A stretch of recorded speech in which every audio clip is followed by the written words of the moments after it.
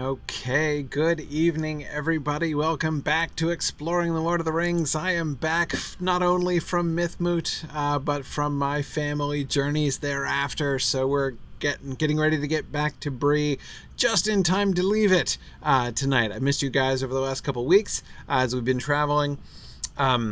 Good to be back now. I'm going to be back this week and next week. And then, if I'm remembering correctly, the week after that is a big day. I won't be able to be here then. But more on that later.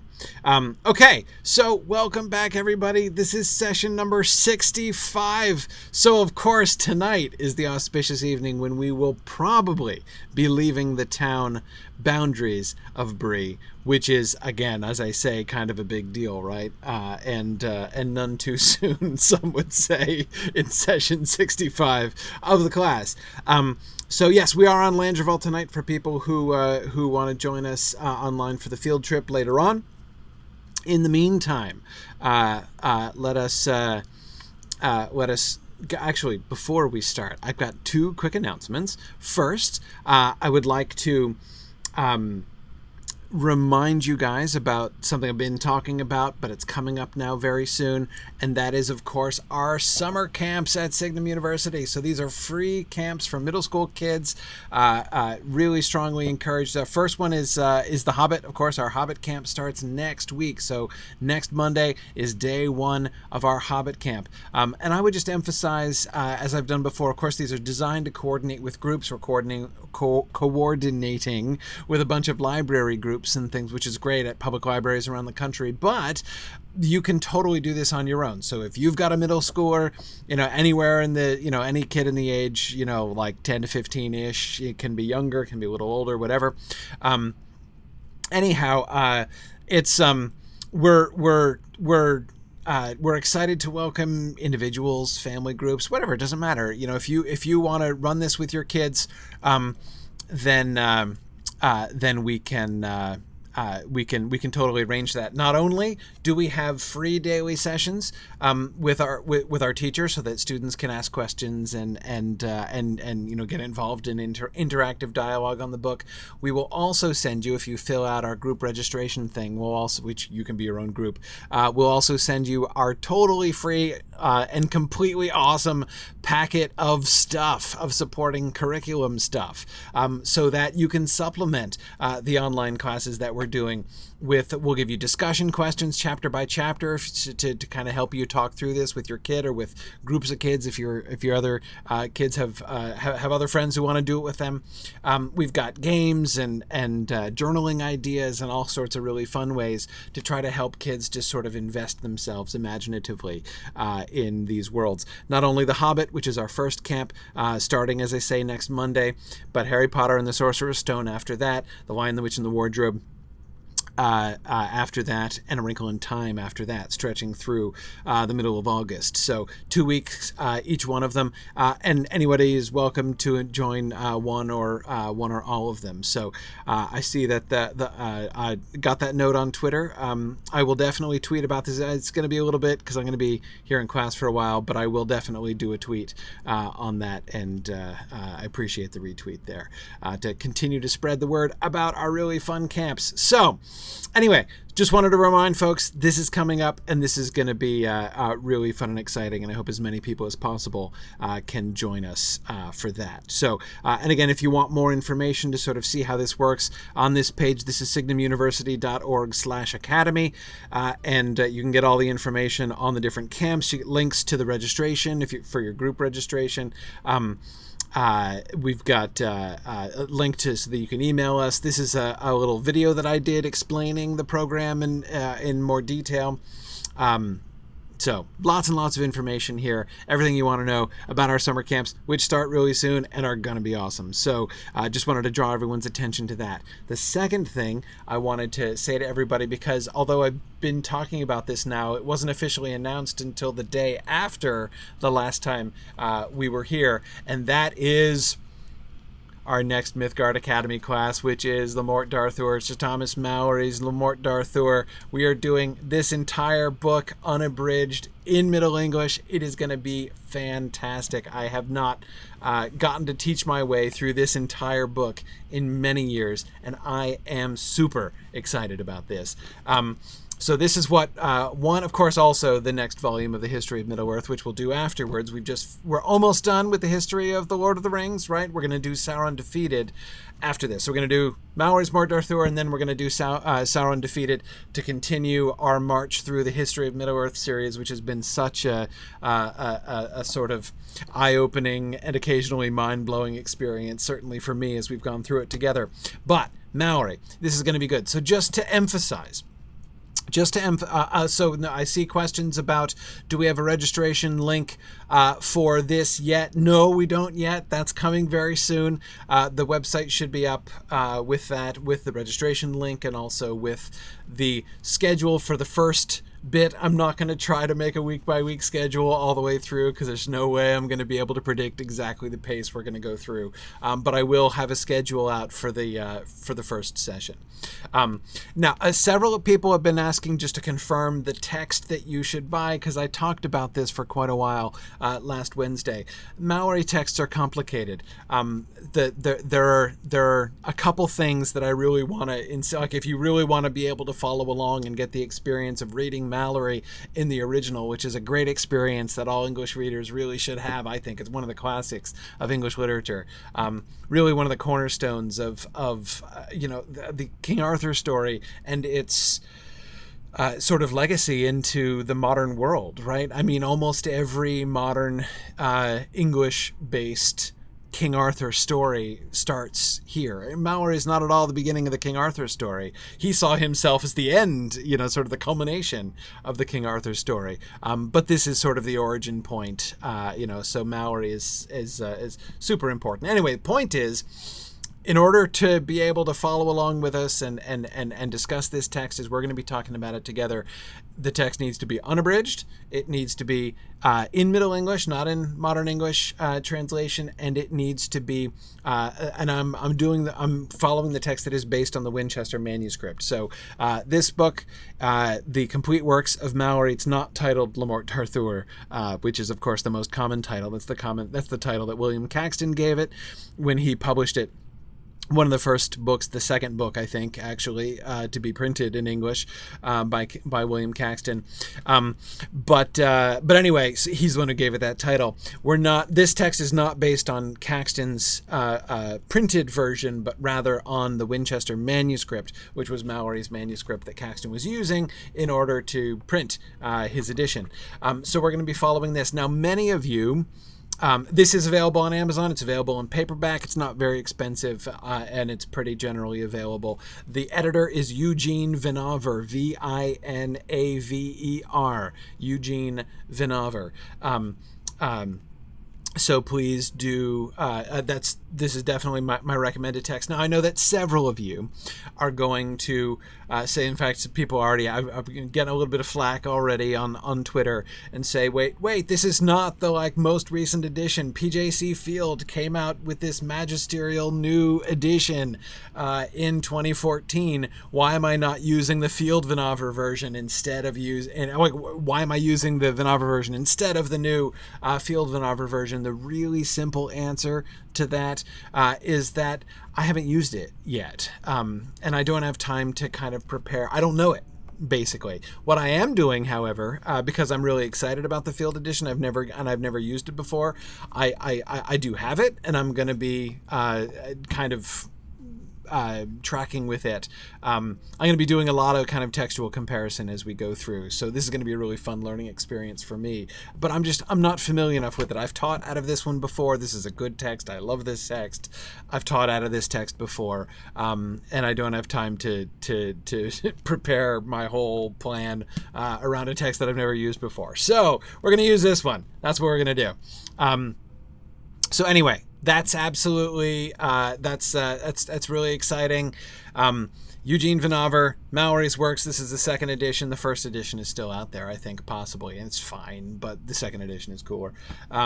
So Let me know if you have any questions about that. As I said, there is going to be a reading schedule. We are going to work on some Middle English pronunciation the first time, which is going to be really fun. And actually, on that light, I have a recommendation for you. Now, several people are wanting to know, is there an e-text available? It's tricky. There are several texts, e-text available, like through Project Gutenberg, of the Caxton edition. And that's fine. You'll be fine if you read the Caxton edition. It's not in quite the same order, so there will be a little bit of confusion, but you'll live. So if you want to do that, that's okay. I recommend getting this, but whatever, it's fine. We're going to do some Middle English pronunciation though too. So I have a recommendation for you. If you Google the Chaucer Studio. I love the Chaucer Studio. The Chaucer Studio is dedicated to making audio recordings of Middle English stuff, and not just Middle English stuff, actually. They've kind of expanded a little bit. They've got stuff in Old High German, Old Norse, Old French, Medieval Latin. Italian is pretty cool. This is like for audiophile medievalists, basically. I've been a huge fan of the Chaucer Studio ever since I learned about them many, many years ago. They have one recording which is called Mallory Aloud. So if you just Google Chaucer Studio and then just search for Mallory here, and you'll find the Mallory Aloud recording. It's a $5 download, so purchase it for $5. It's essentially the equivalent of one CD worth. This is not an unabridged recording. I don't know of an unabridged recording of Mallory in the Middle English pronunciation, but this is a series of 12 tracks. It's famous bits from Sir Thomas Malory, read aloud by really good readers and scholars. And so I strongly recommend this just as a way to kind of get it in your ear. Get this, read along with the text, and you'll pick it up. It's not like, certainly not like Old English. And it's much closer to modern English than Chaucer is. But anyway, so this is definitely my recommendation for where to kind of acclimate yourself to Middle English pronunciation. So, okay. All right. Separately, I see are teasing me for saying that you'll live if you read the Caxton instead of the Winchester manuscript. Yeah, I just meant that I wouldn't kill you. Is all. Like, I'm not going to be mad. It'll be fine. So anyway, that's going to be good. So Karina says we should tweet at them. What, at the Chaucer Studio? It's a big project, and this is all full of volunteer people. So, yeah, I can't. And no, mad violinists, I'm not even going to bear them away to the houses of lamentation. If you read the Caxton edition on online in a free e-text, your soul will not be devoured, right? It'll be fine, right? Really, it'll be fine. Just preferred edition. So, okay, anyway, that's the plan. So I am looking forward to jumping into Mallory. That's going to start next Wednesday, the 11th. We're not starting tomorrow, of course, because it's the 4th of July, which we celebrate here in America, but we're going to start next week. And the registration link should be posted for that very soon. So, okay. All right. Okay, good. I think then that is our announcements, unless anybody else has any other questions. So very good. Let us go back to our text tonight. It's ready to start our discussion. Back where we left off, into dark and danger. This is a very significant moment. We talked about the transition into Bree, right? At the beginning, we were thinking about how that whole period in the Old Forest, and then at Tom Bombadil's house, and then in the Barrow Downs, you'll remember that we were kind of comparing that to like a journey into Fairy and back, right? When they get back to the East Road, there's that like waking up experience almost that they have, right? like them returning to the real world again. Bree is different, right? It's a little bit strange from a Shire perspective, but it's the same world, right? It's not this other world like the old forest in Tom Bombadil's house and the Barrow Downs were. And we looked, of course, at their first entrance into Bree and the way in which the strangeness and kind of scariness of that, especially as it seemed from Sam's perspective, was definitely emphasized. And yet, you know, it's the Prancing Pony, right? It's Butterbur, it's Bob and Nob, the Hobbit pair, obviously, right? So it's great. Familiar and yet not familiar. So we can see Bree as this kind of transitional place on their journey, right? They've gone away, but yet they're not totally out of familiar lands yet. And you'll remember back in The Hobbit, at the beginning of chapter 2 of The Hobbit, when Bilbo and the dwarves first set out on their journey, we get in like a paragraph them going through this whole area, which eventually, of course, Tolkien is going to flesh out here into Bree land and everything else like that. There's no reference to the Prancing Pony in The Hobbit, but we're told that what we do get in that one paragraph that describes this is this progression, right, of them traveling through lands which are less and less familiar, right? First, lands which look and feel like the lands that Bilbo has known, but where they sing strange songs that he's never heard before, right? And then into stranger and stranger country, and then past out where the inns cease and they're out in the wild. And of course, that's when they meet the troll and everything, right? The trolls, I meant to say, all three of them. So with Bree in The Lord of the Rings, we can see, we can see a similar thing, right? We can see a similar progression that Tolkien seems to have in mind, and yet we're not going to, in a sense, the drop-off is a little bit starker, right? Especially since we have the Black Riders pursuing them. In the Hobbit, they encounter the trolls, but they're not being chased, right? They're not being hunted as they go through this. The way that the darkness and the danger begins to close in around them at Bree, certainly this night and this rather scary morning that they wake up to. When they leave Bree, they're still kind of on that Hobbit progression, right? Moving towards the latter stages where they pass into the Lone Lands. That phrase comes from The Hobbit. But in the context of the Lord of the Rings story, the drop-off is fairly sudden, right? When they leave Bree and they get out into the woodlands, they get out into the Bree lands, they're in dark and danger, to quote back from chapter 10 right away, right? So we're gonna look at that transition here today. I do, as I say, my goal is to get out of the city limits of Bree today. So we'll see how we do. All right.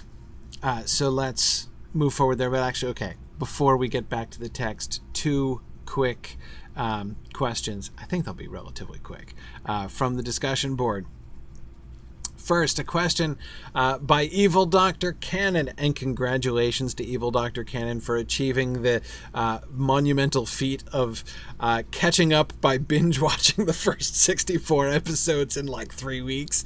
Anyway, good job catching up with us, and glad you could join us. I don't know if you're able to join us for live discussion or whether you're just going to be watching asynchronously, but more caught up. But anyway, good to have you up with us again. Oh, yeah, he is here. Great, excellent. Anyway, so I wanted to address his question about Morgul Blades, which is a really good one.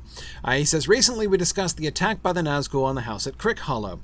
It points out how it totally blew his mind, how he'd never before caught how long and drawn out the assault was. Yeah, I don't think I ever had either. So that was really interesting to me too. When the ringwraith at the door finally moves, he draws a blade which was described to gleam as if a chill light had been unsheathed, even though there was no moon or starlight. Based on this description, it was quickly assumed that the weapon was a Morgul blade. I had always assumed, perhaps erroneously, that the Morgul blade used to stab Frodo was a more rare or even unique weapon. The Witch King himself carried the knife that stabbed Frodo, but he also held a longsword, which I presume is his primary weapon. I certainly acknowledge the similarity in the luminous descriptions. During the attack near Weathertop, both the knife and the hand that held it glowed with a pale light, and the next morning when Strider finds the knife on the ground, there was a cold gleam in it. However, Morgul Blades are not the only ones in Middle-earth to glow, so this seems like insufficient evidence to assume that the blade at Crick Hollow was a Morgul knife. Do you think that Morgul Blades are standard issue for the Nazgul or only carried by the Witch King? Great question. I think at the end of the day,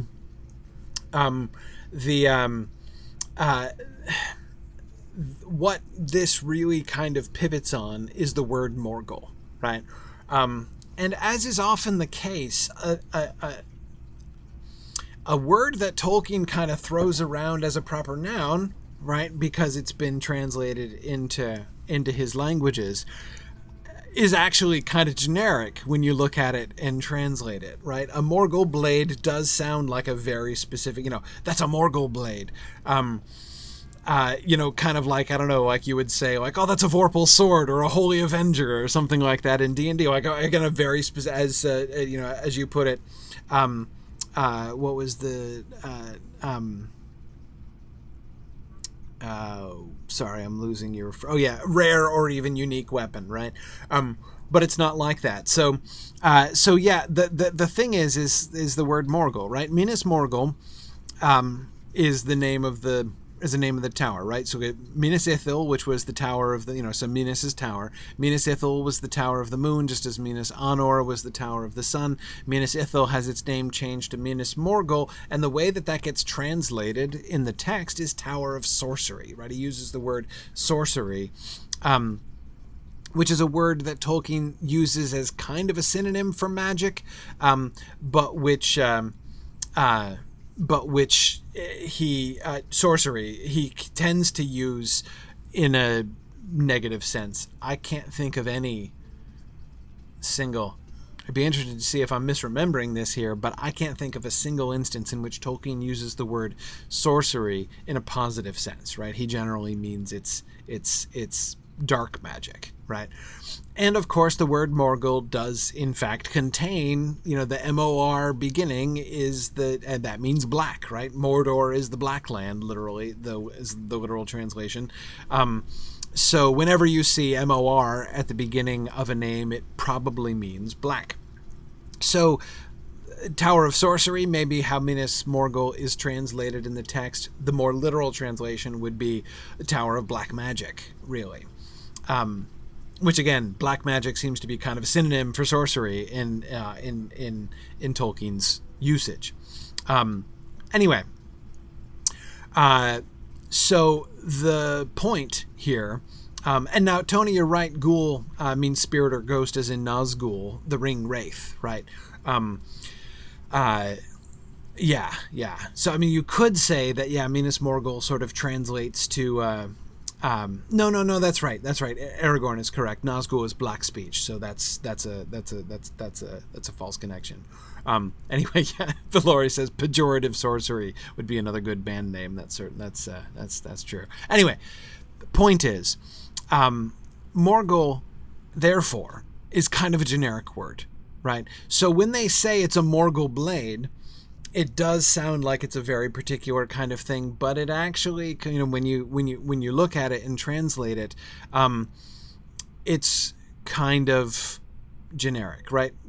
When somebody says this is a Morgul blade, what they mean is this blade is invested with dark magic, right? There is sorcery in this blade. So in that sense, the Morgul blades are sort of equivalent to Sting or Glamdring in the sense that they are invested with power, and we talked about this in connection with Mary's knife just a couple weeks ago.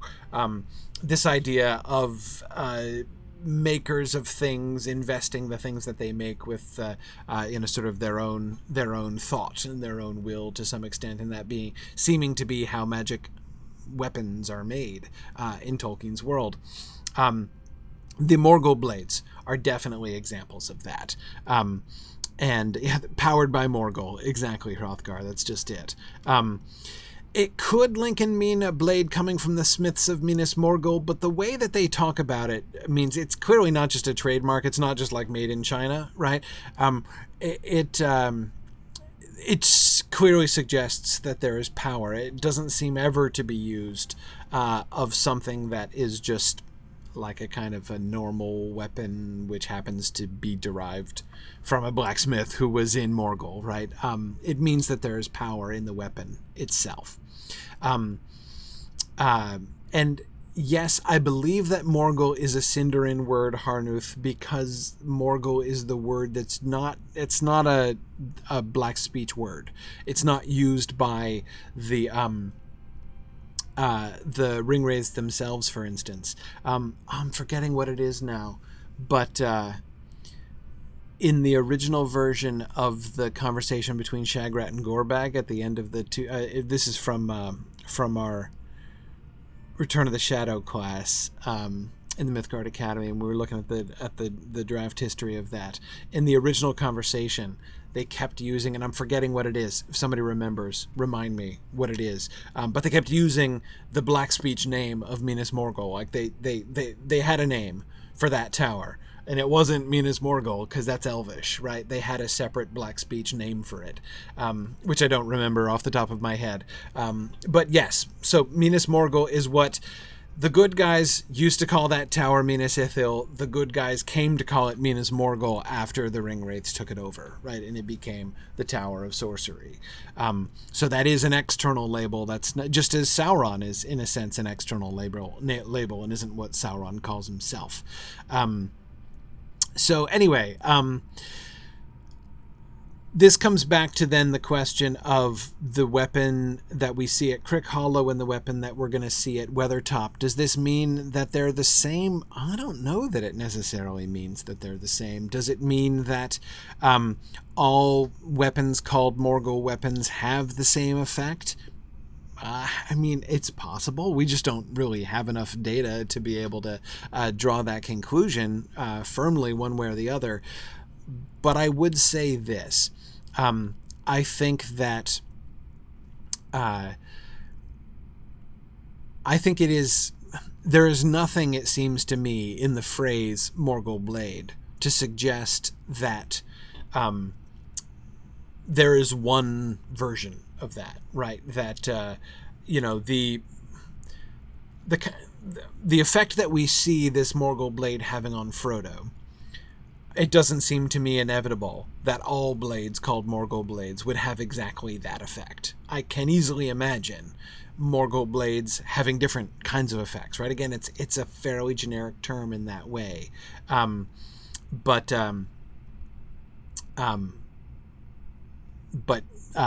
again, we don't know that they are, but I don't think it's inescapable to think that that is like the one function of Morgul Blades. I could believe it, but I don't think there's, to me, compelling evidence to believe that that must necessarily be the case.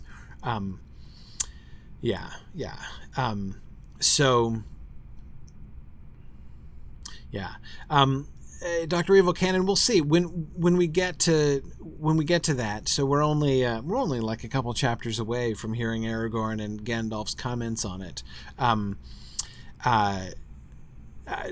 Dr. Evil Cannon was saying that Aragorn and Gandalf seem to know what it does. The one thing I'd add to that is that, yes, but remember there are runes on the hilt, right? And Aragorn is keen for Elrond to be able to read, to save the hilt, so that he shows it to Glorfindel, right? Glorfindel and Elrond seem to diagnose the wound in part based on what they read on the blades, right? So Morgul Blades, labeled for your convenience, right? The runes that are set within them seem to be part of the power, and that connection between an engraved rune on an object and power invested in it is certainly an old idea, and one that we see elsewhere in Tolkien's work.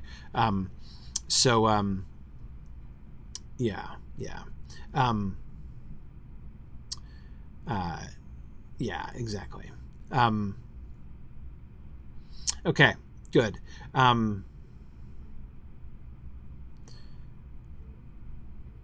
All right, good. Let's see. Could the runes be the enchantment itself? Knowing the exact enchantment is critical to healing the wound. It's quite possible. Yes. Yeah, I mean, I do think that that's at least why Aragorn saves them, right? Saves the hilt. Because he suspects that it will be useful. It will be useful for Elrond to know what was on the hilt of the blade that wounded Frodo. So, yeah, good. Cool. Okay, so anyway, but great question, and this is exactly. I mean, Tolkien's naming conventions are both so simple and yet really effective, right? I mean, he does this thing which is simple, right? He makes up an Elvish word, which means dark magic, right? And so he calls the weapon which is invested with evil magic a dark magic blade, right?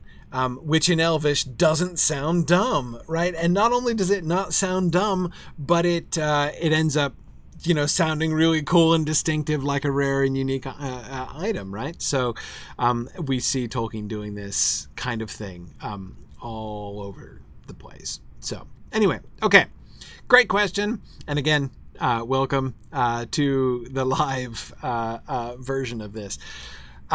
Second, okay, so Harnuth's defense. So this is Harnuth for the defense. He was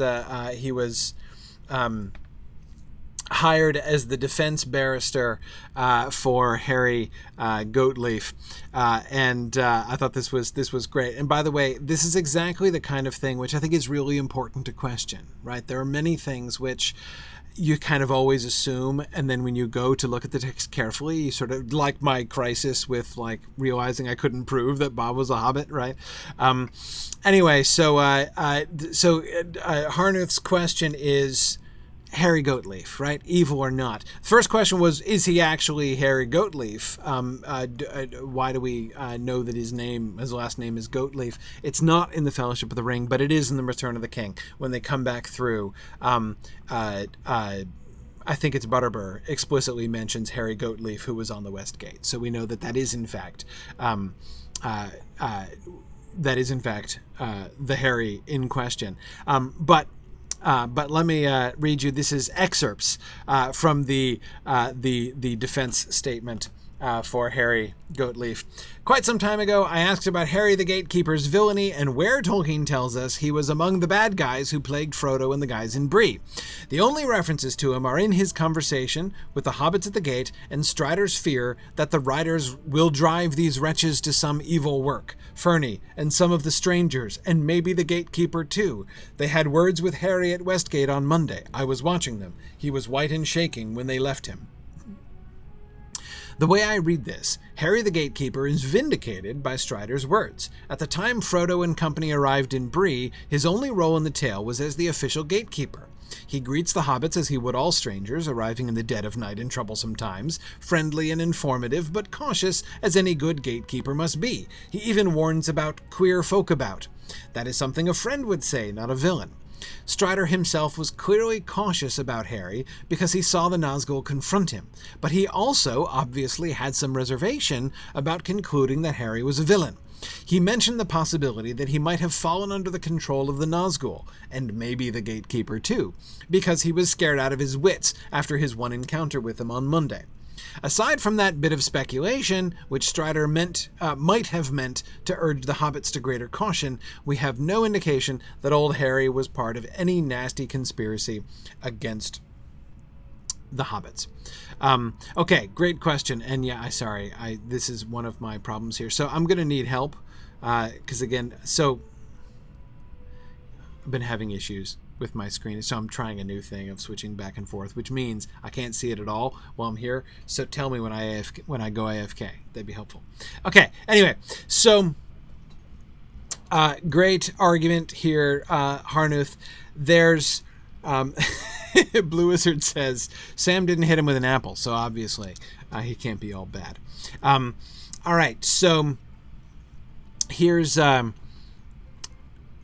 my response, Harnuth. First of all, I will grant you the fact that I think that we don't have any evidence that Harry is bad all through, right?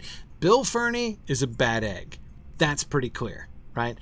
We see his corruption, his very low moral standards, even under the best of times, and how this moment when the Black Riders are coming through Bree looking for Frodo is for him an opportunity. He's an opportunist, right? And he sees this as an opportunity for profit and hasn't the faintest qualms, obviously, about doing any of these things, including breaking into the pony, rustling horses, and all that kind of thing. And in fact, I think that we can kind of go even further with that and say, because I've been kind of thinking about this when we talked about Bill Ferny and the horse stealing, right?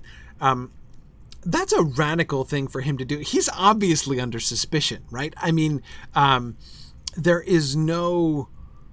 this is like who committed the horse thieving is like the worst kept secret in Bree. It's not going to take Sherlock Holmes, right, to figure out who is responsible for this, especially when we get Nobb's testimony, about Bill Ferny, with the near kidnapping. And I mean, again, it's not going to take CSI Breeland to figure out that Bill Ferny is involved in all of these nefarious goings on here at Bree. And everyone in Bree is obviously very ready to believe that it's him. So, horse rustling, right? Huge deal. Stealing all of the horses in the Prancing Pony.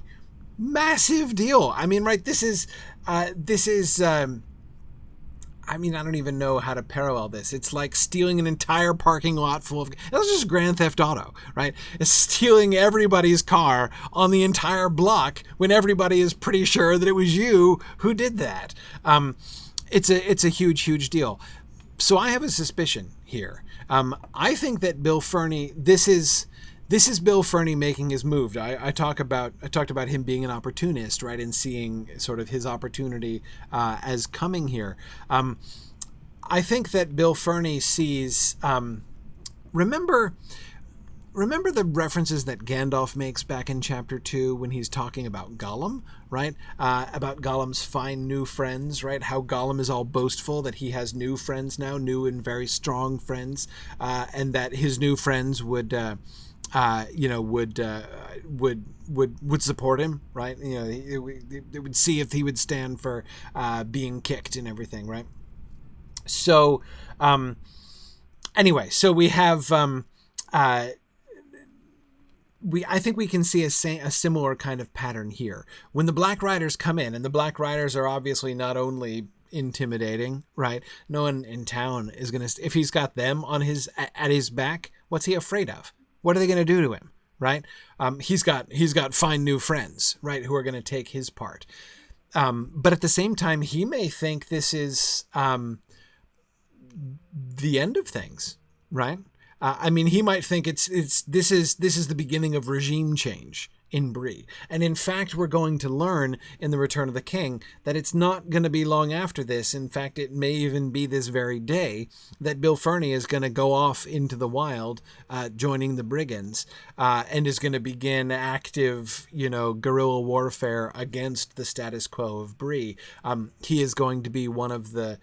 I don't know if he's necessarily a leader in, but certainly one of the participants in attempt at armed takeover of Bree, right? So it seems to me that Bill Ferny's I'm a malcontent troublemaker who's willing to swindle folks days are over, right? He's going big league now. And I think that the horse stealing is the first step in that. The horse rustling that happens this night is Bill Ferny basically saying, okay, I don't care anymore, y'all, right?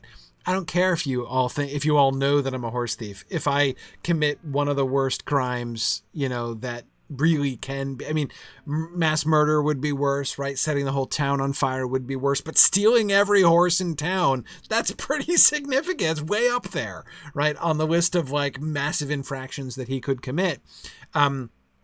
JJ, exactly. He's pretty much openly declaring himself an enemy of Bree. And it's even you could almost call it a kind of recruiting call as well, right?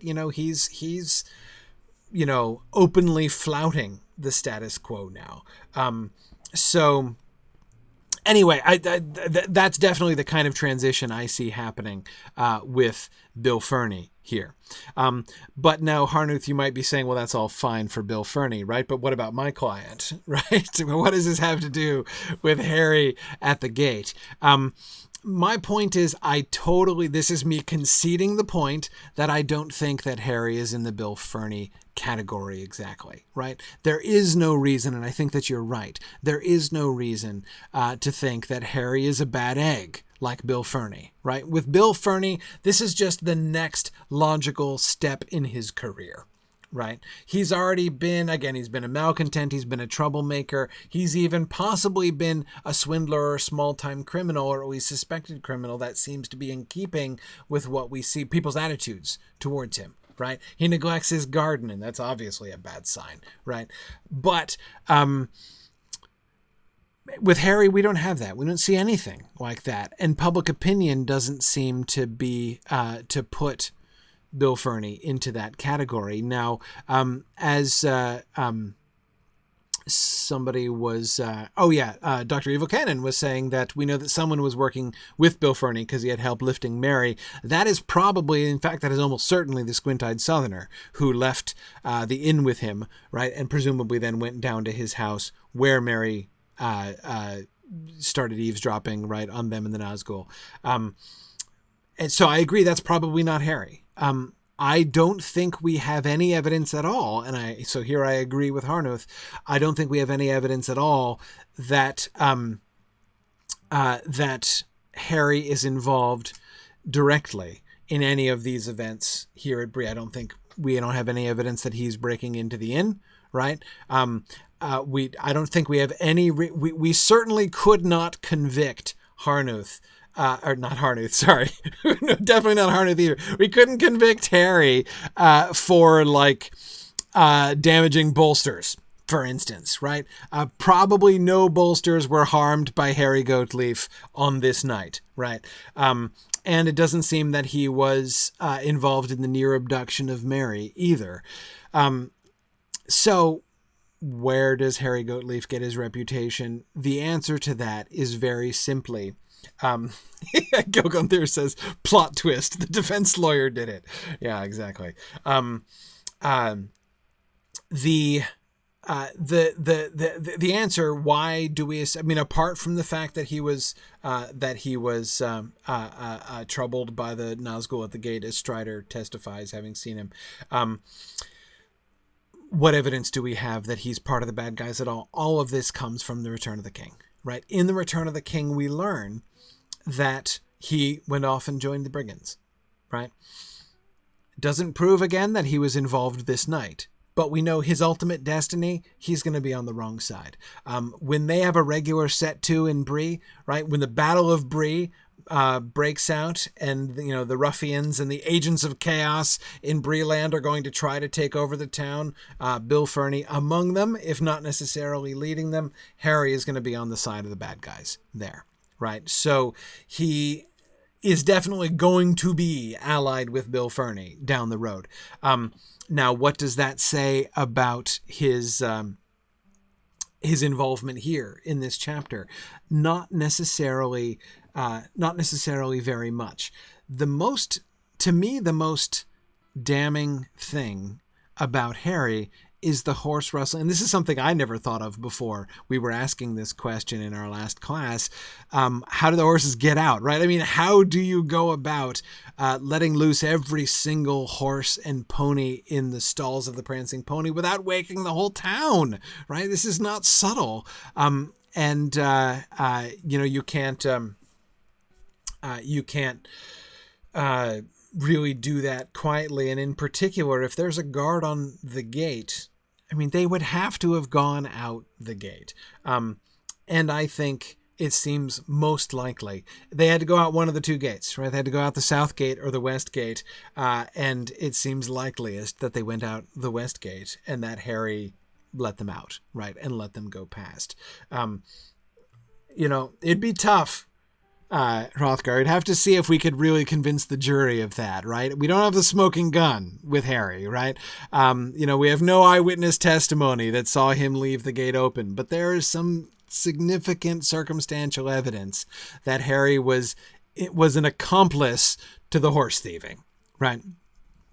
I know it's not the only gate. It could have been through the south gate, but we have no reason at all to think that they went through the south gate. Whereas we do know that down the road, Harry and Bill Ferny are going to become at least allies, right? So to me, that suggests that it is more likely, right, that they're going to be, that they will have gone out through the west gate. Can't prove it. It's not rock solid, right? I'm not sure if we'd get the DA to bring charges on that one, but definitely I think there's some reason to think that. But I will say this for Harry Goatleaf. At the end of the day, sorry. I just seem to have lost my camera here. Oops, great. Sorry, I just lost my Twitter feed, which is unfortunate. That's awful sad, in fact. Let me try it again.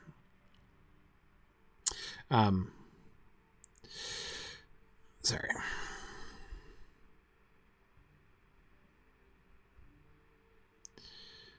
Okay, boom. All right. Resuming. Okay, sorry about that. One thing I will say in defense of Harry Goatleaf is, I don't think he was a bad egg like Bill Ferny. And I think that the evidence, there's not only one piece of, rather, I would not only agree with your reading of Strider's words, right? Strider is not suggesting, I think, that Harry is in active collusion with the Nazgul. As Marianne was just saying, Harry has been daunted. He's not been convinced, right? He's not a collaborator with the Nazgul. He's daunted by them, right? And therefore probably willing to do what they want him to do. If you like, I think that Harry, if I had to tell the story of Harry Goatleaf, right, I would say, like Gandalf said of Gollum, that it's a sad story, right? I think that Harry Goatleaf there seems to be reason to think that he is an upstanding member, right, of the Bree community. And because here again, I think about Strider's words in The Return of the King. When Strider, it comes up, right? Harry comes up because Gandalf asks after him, right? Gandalf asks about, says, how's Harry? And Butterbird drops the bomb, right? It's like, actually, he came in on the brigand side, right?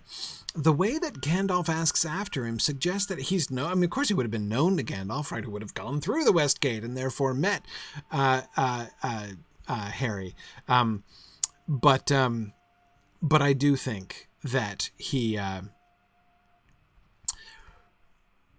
Gandalf doesn't seem to think ill of him. In fact, he seems to think well enough of him to inquire after him, right? And then the sort of perhaps shocking, certainly disappointing news of his defection to the brigands then comes in, right? So yeah, Hrothgar, I agree. Harry's crimes aren't really crimes, more like keeping an eye out unless they need him to turn a blind one. Not like bolster murder or attempted hobbit abduction. Agreed. He's not guilty of any of those heinous crimes yet, right? But anyway, I think there is reason to believe that poor Harry is a kind of a tragic figure, right? Not ultimately, I guess, tragic. He made his own choice, probably. But that he was one who did what he did because he was afraid, because he was kind of bullied into it. He was daunted, not convinced, right? At least that's kind of how I would play it if I were writing if I were writing the story of Harry Goatleaf. And of course, we never find out what happens to him. Right. We Well, we see the backside of Bill Ferny later on, but we don't ever hear what happened with Harry Goatleaf. And as I forget, somebody, Tony maybe, had said earlier, and yes, Tony was saying there's no evidence that Harry was present during the scouring. That's right. We don't know that Harry was involved in the Shire. There's no reference to any of that thing. But yeah. So okay. JJ, absolutely. When Film gets into the Third Age, we're totally going to... You'd think we were going to leave the Harry Goatleaf story behind? No way. I want to give Harry Goatleaf a good ending, right? In fact, I would... I'm not quite sure how I'd play it, but I would be seriously tempted to give Harry a good end, right? We'll see. We'll see how that plays out, but yeah. Yeah, maybe, yeah. Dr. Evil Cannon suggests that Bill Ferny is like Ted Sandyman, whereas Harry Goatleaf is like Hob Hayward, right? Maybe. Or even Cock Robin, right? Quite possibly. Okay, good. And yeah, Matt, I think that's absolutely right. Matt points out that in Bree, the sides aren't as clear cut as they are in Gondor. It's a local power struggle rather than the enemy versus the free people. Now, I mean, I would say that it does seem to be, between, order and chaos, right? But it's certainly not like I'm defecting and going to fight for Mordor, right? So I agree. It certainly doesn't have that kind of dynamic. Okay. Anyway, Aragorn, I'm kind of thinking in those directions, right? Him switching back to the good guys and sacrificing himself in the battle to save others. I don't know if I'd go all the way in that direction, but that's kind of the direction I'm going. I would like to see Harry Goatleaf have a moment where he realizes that he's made the wrong call and he's been a fool and he's been weak and he tries to redeem himself and maybe doesn't accomplish anything significant. But, I would kind of I would be tempted to give him a little, a small scale kind of Boromir ending, right? Yeah. Anyway, yeah, cool. All right. So let's, whoa, sorry. That was not what I meant to do. Sorry. Just went crazy with my slides, and goodness knows we're not going to go through slides that quickly. Let's get back to the text now, because we got to leave Bree here tonight and we're already late. Okay. Belongsmon, no, Harry is not going to find the Antwives. That's totally not going to happen. All right. We're leaving the inn, right? We are setting out on the road through Bree. They tramped off, anxious and downhearted, under the eyes of the crowd. Not all the faces were friendly, nor all the words that were shouted, but Strider seemed to be held in awe by most of the Breelanders, and those that he stared at shut their mouths and drew away. He walked in front with Frodo.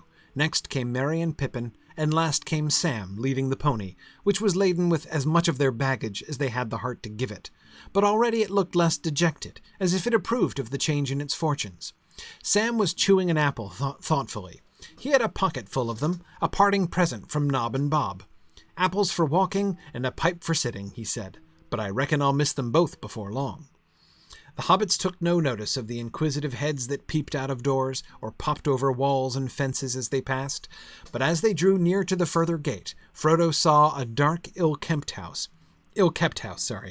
behind a thick hedge, the last house in the village. In one of the windows he caught a glimpse of a sallow face with sly, slanting eyes, but it vanished at once. So that's where that southerner is hiding, he thought. He looks more than half like a goblin. Okay. First of all, I love the fact that Bill Ferny's house is the last house in the village, right? Bill Ferny is already a marginal figure in Bree, right? He's a Bree, he's a resident of Bree Town, barely, right? He lives on the outskirts of town. He's still inside the gates, right? But he's, it's like he's not fully acclimated in the town, right? Yeah, Tomas, the last not so homely house. Absolutely. And Gogonthir, I absolutely agree with you that the fact that Nob and Bob, the two rhyming persons, combined for a gift of apples to Sam, right? Like, hobbit, right? He's obviously a hobbit. They're really, I mean, it's hard to imagine how there could be two opinions on that particular subject. But yeah, so, okay. Yeah. So let's see. What else was I going to emphasize here? The reaction of the Breelanders, right? We get the curiosity of the people, right? They, as they're walking on their sort of parade through town. It isn't like people are lining the streets like they would in an actual parade. I see. Most Majorum just checked in on Twitter in order to say that Bob isn't a hobbit, right? I defy you, sir. Prove it. Here's Siri breaking in now, also probably to say that she thinks that Bob isn't a hobbit. Whatever. I will hear no objections. Okay. So they're not lining the streets like it's a parade, right? They're peeking out. And notice that the hobbits take no notice of them. Right. So this is, we can't imagine the hobbits kind of waving to the crowds as they go by. Right. They're just kind of ignoring the people that are watching them. Sam is more focused on the apple that he's eating and the pony that he's leading. But they're shouting unkind words. Right. The faces are not all friendly. I love the negative way that sentence is constructed, right? Not all the faces were friendly, nor all the words that were shouted, right? Which is the construction of that sentence lays an interesting emphasis on things, right? It doesn't say the crowd is hostile, right? The crowd isn't hostile. Those statements would be much more emphatic if it were hostile, if the crowd were simply a hostile crowd, right? If this were a mob that were gathering around. Not all the faces were friendly, suggests many of them were friendly, right? But it doesn't state that in a positive sense either, because that would create the wrong impression. If he said, many of the faces were friendly, and many of the words that were shouted were also friendly, but some of them weren't. Right. And if he said it that way, it would create this like generally positive impression. That's not the way that the hobbits experience this, right? The memory of the hobbits as they think about this moment is one that they're more aware of the unfriendly faces and the unfriendly words that are shouted, right? And yet Tolkien conveys that's not universal, right? Breeland is not full of mean people shouting at hobbits as they go through. They are belongs upon exactly. Positive words are said. Many of the people are friendly. That's not what makes the impression. And in a sense, that's kind of not what's most important. What's most important is the fact that some are unfriendly. But nevertheless, it does, Tony, exactly. It does kind of lean on the unfriendly ones, even though by that sentence, I would imagine they're actually in the minority, right, of the people who are lining the street. One other brief point. First of all, really interesting that Sam becomes our sort of point of view character here, right? That we sort of leave the town of Bree not just alongside Frodo and Strider up at the front of the column, right? But alongside Sam and the pony at the rear of the column. And we get some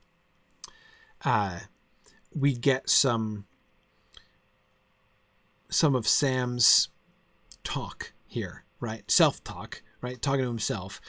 Apples for walking and a pipe for sitting. But I reckon I'll miss them both before long. Is he quoting something? Is that a saying? Apples for walking and a pipe for sitting, right? I can understand this in two ways, right? I could understand this as this just being Sam thinking these things through to himself, right? That he's kind of reflecting on the fact that walking along, eating an apple is parallel to sitting and smoking a pipe, right? That those two things are in some ways kind of parallel states, right? I could definitely imagine Sam basically thinking that way, right? Sam having that kind of response here. Or it might actually be an aphorism, right?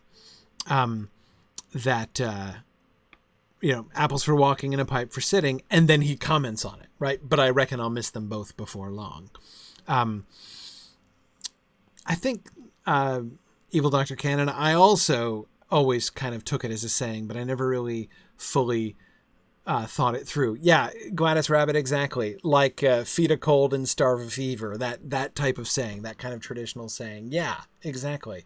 I think it may very well be a saying like that. And then again, he's just kind of, so he's commenting on the fact that he's sort of fitting in with that traditional saying, but then he's commenting on it. And notice his comment, right? But I reckon I'll miss them both before long. This is something that we will see a lot of, right? Sam is pessimistic. Frequently, pervasively at times, pessimistic, right? This isn't a really noticeable element of Sam's character. When he reflects on this, his reflection is not, so apples for walking and a pipe for sitting. We know what a pipe for sitting means to them, right? We know that's a positive thing. And, we can see from the ways that, pipes are utilized throughout the text that a pipe for sitting conveys ideas of camaraderie and relaxation and, sort of good times and taking it easy and things like that. And that, so presumably apples for walking are similar, right? Are kind of parallel in a way. So here he is with an apple for walking. All's right with the world, right? If he were sitting, it's just like if he were sitting down and had a pipe, right? So here he is fulfilling this proverb, which if it is a proverb, and if we're understanding that correctly, seems to suggest it's like an all's right with the world kind of proverb, right? But instead of reflecting that all's right with the world, instead of being like, hey, so here I am, right? I'm in this slightly scary town where like bunches of freakish things have been happening, and like somebody tried to break in and kidnap or murder us last night, and all of our ponies just got stolen, and now we're going off into the dark with this guy I don't 100% trust, and there are black riders all around, and we're probably all going to die within 24 hours, but hey, I got an apple, right? So here I am, apple for walking, right? That would seem to be, right, the relevance of quoting that, like he's trying to keep his own spirits up or something like that, right? But no, that's not Sam's point of view, right? Sam's point of view is not, okay, yeah, I've got an apple for walking, but that hardly, outweighs like the great danger that Master and I are in, right? No, his line of thinking is, but I'll probably run out of apples before too long, right? Pretty soon I'm not going to have either apples nor pipe, right? It's like, it can't last, right? That's Sam's reaction. And he's not expressing concern about their situation or fear for the future or anything like that. It's just, yeah, I reckon I'll miss them both before long. And that's fascinating, right? This is something that I think is going to be really important to be kind of tracking as we go through, right? There are a couple things that I want to draw attention to in this whole sequence in this chapter, where we see a couple things which I really want to kind of put on our radar screen to be coming back to, right? One of these is Sam's pessimism. Look out for Sam's pessimism. We've already seen some of it, right? We see some of it in the inn, right? With his resistance to Strider, right? He's the one who's thinking up the sort of worst case scenarios, right? About this guy who's offering to lead them out into the dark far from help, right? So we've already seen his tendency to be less quick to trust, certainly, than Frodo. But being being more cautious is not the same as being pessimistic, right? This is simply like, I'm going to look at the dark side, not the dark side of things exactly, but Aslan's Compass exactly, more Puddleglum-ish, right? Sam is definitely more Puddleglum-ish. For Narnia fans will know what we're talking about with that. So let's keep an eye on this. Let's keep an eye on Sam's situations in which Sam not only is pessimistic, but voices pessimism, and reactions to that, and contrast between Sam's perspective and the perspective of others, especially Frodo, right? Let's be on the lookout for that, because I'm going to be really interested to see. It's not going to go away. I mean, Sam in his most heroic moments is still going to talk like this, right? Sam in Mordor, bringing Frodo along by the strength of his own will is Sam's own will, is going to still talk like this. So it's not, I think this is not a trivial element of his character. And I think that Sam is not my kind of hypothesis here. I'll share my hypothesis at the beginning here, why I want to be looking at this throughout the text. I don't think that Sam's pessimism is meant to be merely like one small black mark on an otherwise awesome and heroic character, right? It's clearly bound up with what enables him to be heroic. And I'm fascinated to see it's not what I would have expected, right? And so I want to be really looking at that as we move through. Pessimistic but undaunted. Exactly. Evil Dr. Cannon. That's right. But so let's see what happens as we go through. And as usual, when I talk like this and I sort of say, let's look at this, a bunch of you are offering conclusions, right? It's too early for conclusions, man. We're at the beginning of the data gathering phase, right? You must gather your data before we draw conclusions, right? So let's finish gathering data, and then we'll come back to it. We will revisit this question in another 5 years. And that'll be good. Okay. The other thing, by the way, a little sneak preview, the other thing that I want to be looking at that's going to come up, if not tonight, probably not tonight, but certainly next week, is going to be Strider's decision-making. That's another thing I want to be tracking throughout the text. Okay. All right. Let's, but we'll move forward there.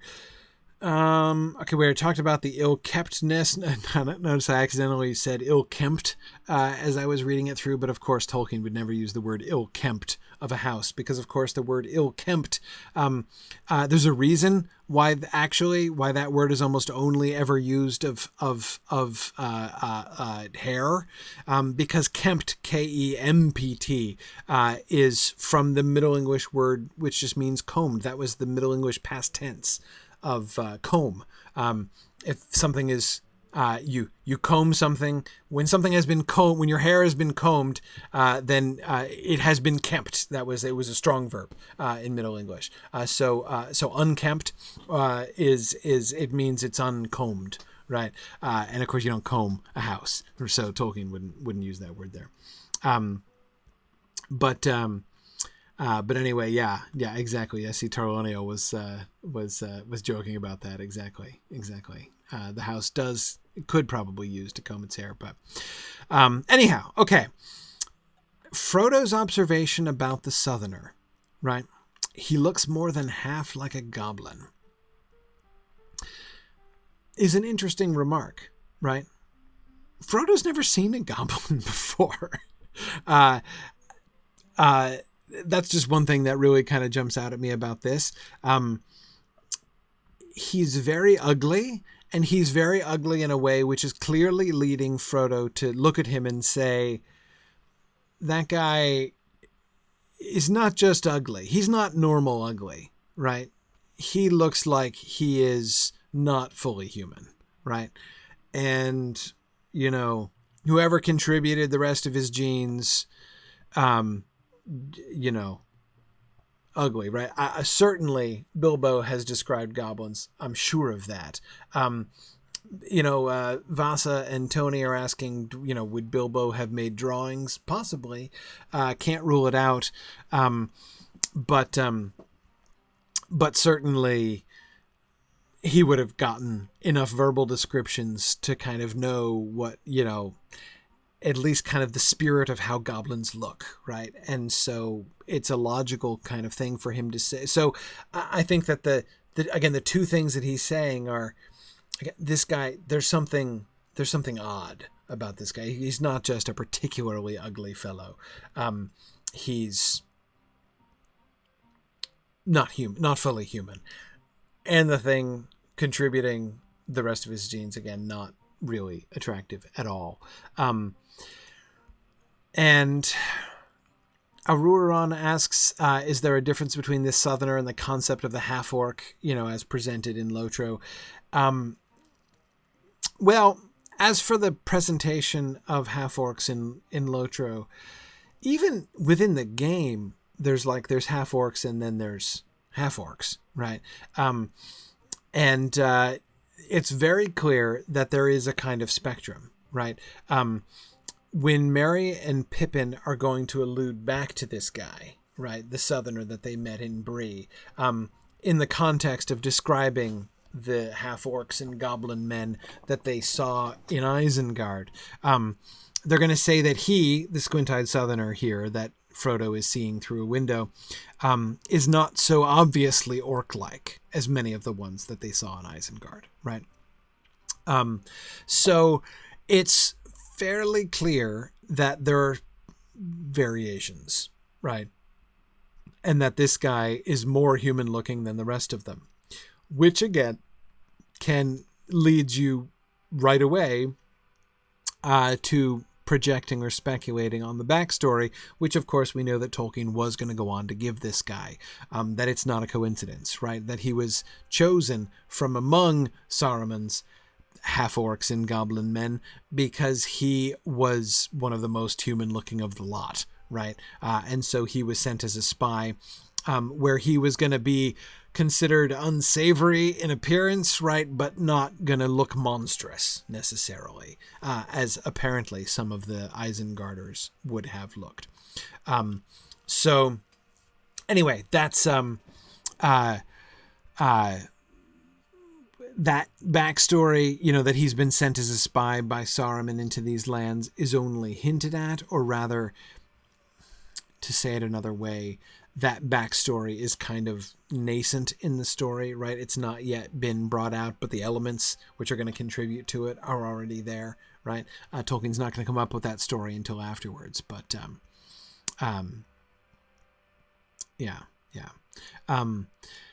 Tarloniel says, guess they were wrong about that look fair and fuel foul thing. Right. Well, not all of the servants of the enemy are going to look fair, right? And looking fair is still a relative term, right, Tarloniel? I mean, compared to the other half-orcs in Isengard, this one is fair looking, right? So, it's all relative. Depends on your frame of reference. And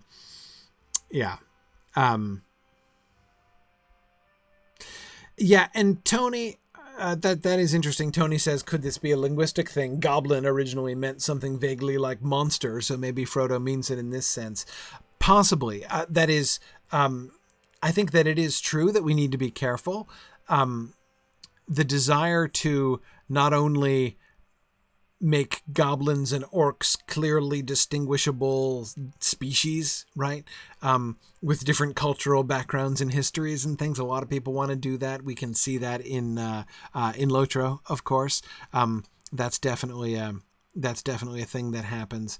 But there's little evidence for that. We know that there are different subspecies of orcs. It's not clear that the word goblin specifies a different one, right? It's just, that seems to be really a linguistic background thing. Orc, goblin is derived from traditional fairy tale vocabulary. Orc is derived from Elvish. So it seems to be as simple as that, not to be delineating different subspecies. But Tony, in addition, even apart from that, we do always assume that when people say goblin, they are speaking with like scientific precision about orcs necessarily.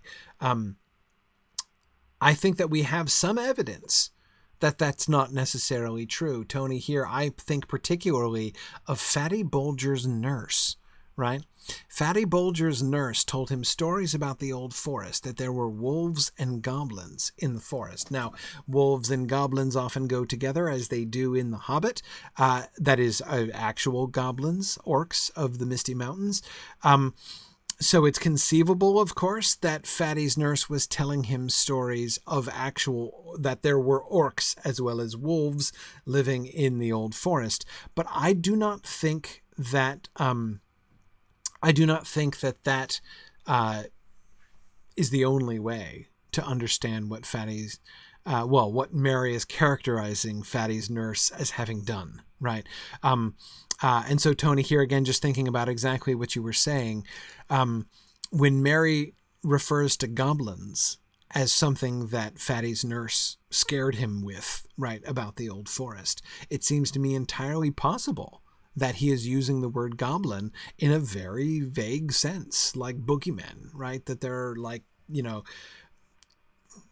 things that go bump in the night, right, in the old forest, and that he was using the word goblin to characterize those things, which Mary is rejecting, right? He's saying it with, well, I don't want to say scorn, that would be a little bit harsh, but he doesn't really take it seriously. So Tony, I do think that there's a certain amount. So is it possible that when Frodo says here he looks more than half like a goblin, he merely means there's something kind of monstrous here, right? That he doesn't mean he's a half orc, right? Specifically. And certainly I think one way or the other, it's kind of a stretch to think that Frodo is here thinking, somebody seems to have engaged in some kind of hideous crossbreeding program between humans and orcs, and that this guy is a product of that hideous genetic experiment. I don't think that that's what lies behind Frodo's words here either, right? In fact, he might mean this as nothing more than an insult. Aragorn, exactly. He could just mean this guy is really ugly, right? I think that is in a sense what he means, but there is that sense of, again, not garden variety ugly, right? Just monstrous, right? There's something almost unhuman about this guy.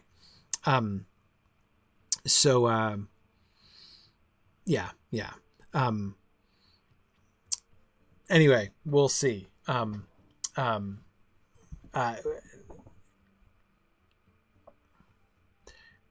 It'd be another project. See, look, I'm giving lots of projects, right? Somebody needs to keep track of these. Somebody keeping track of this. Somebody should keep track of these. When I talk about long-term projects, then we need to check up on these. In fact, you guys should track this stuff. Somebody needs to track this stuff. We need this on a website somewhere. Put it in the discussion board, right? We need a thread for these things. We need to list the long-term projects. Remember, we already have things, because I'm going to forget about them, right? Things like the directions when they use east and west, capitalized or non-capitalized, right? That's one that we've been looking at. I want to do a kind of longitudinal study of a bunch of these things. So here's another one, the use of the word goblin, right? That I think is really cool. Like, who uses the word goblin, and why do they use the word goblin? The word orc, of course, goblin is used almost continuously throughout The Hobbit. The word orc only appears twice in The Hobbit. So it's very clear that goblin is just the primary word for those things. In The Hobbit and The Lord of the Rings, that shifts, and orc is the primary word that is used instead of goblin, but goblin still does creep in, which makes it, for me, a word of interest, right?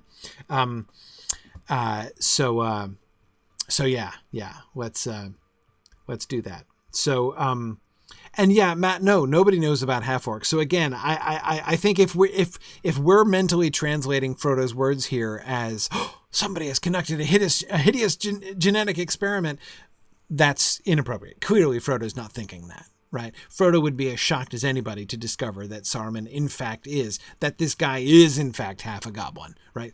In literal, cold, hard truth. That's clearly not whatever Frodo's thinking, he's clearly not thinking that. I think that's got to be certain. Yeah. Anyway, okay, cool. Let's keep going. But again, I need a volunteer. Or more than one volunteer. We've got a discussion board, right? Let's post some threads. Let's keep track of these things. We need to be collecting this data for future reference. Okay. All right.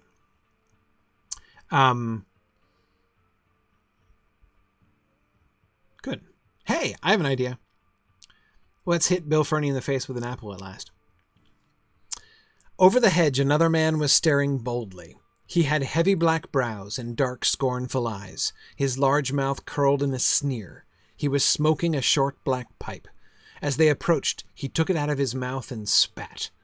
"Morning, Longshanks," he said. "Off early? Found some friends at last?" Strider nodded, but did not answer. "Morning, my little friends," he said to the others. "I suppose you know who you've taken up with. That's Stick-it-not Strider, that is. Though I've heard other names not so pretty. Watch out tonight. And you, Sammy, don't go ill-treating my poor old pony. Pah!" He spat again. Sam turned quickly. "And you, Ferny," he said, "put your ugly face out of sight or it will get hurt." With a sudden flick, quick as lightning, an apple left his hand and hit Bill square on the nose. He ducked too late, and curses came from behind the hedge. "Waste of a good apple," said Sam regretfully, and strode on. Okay. One of my favorite scenes. I love this Sam scene.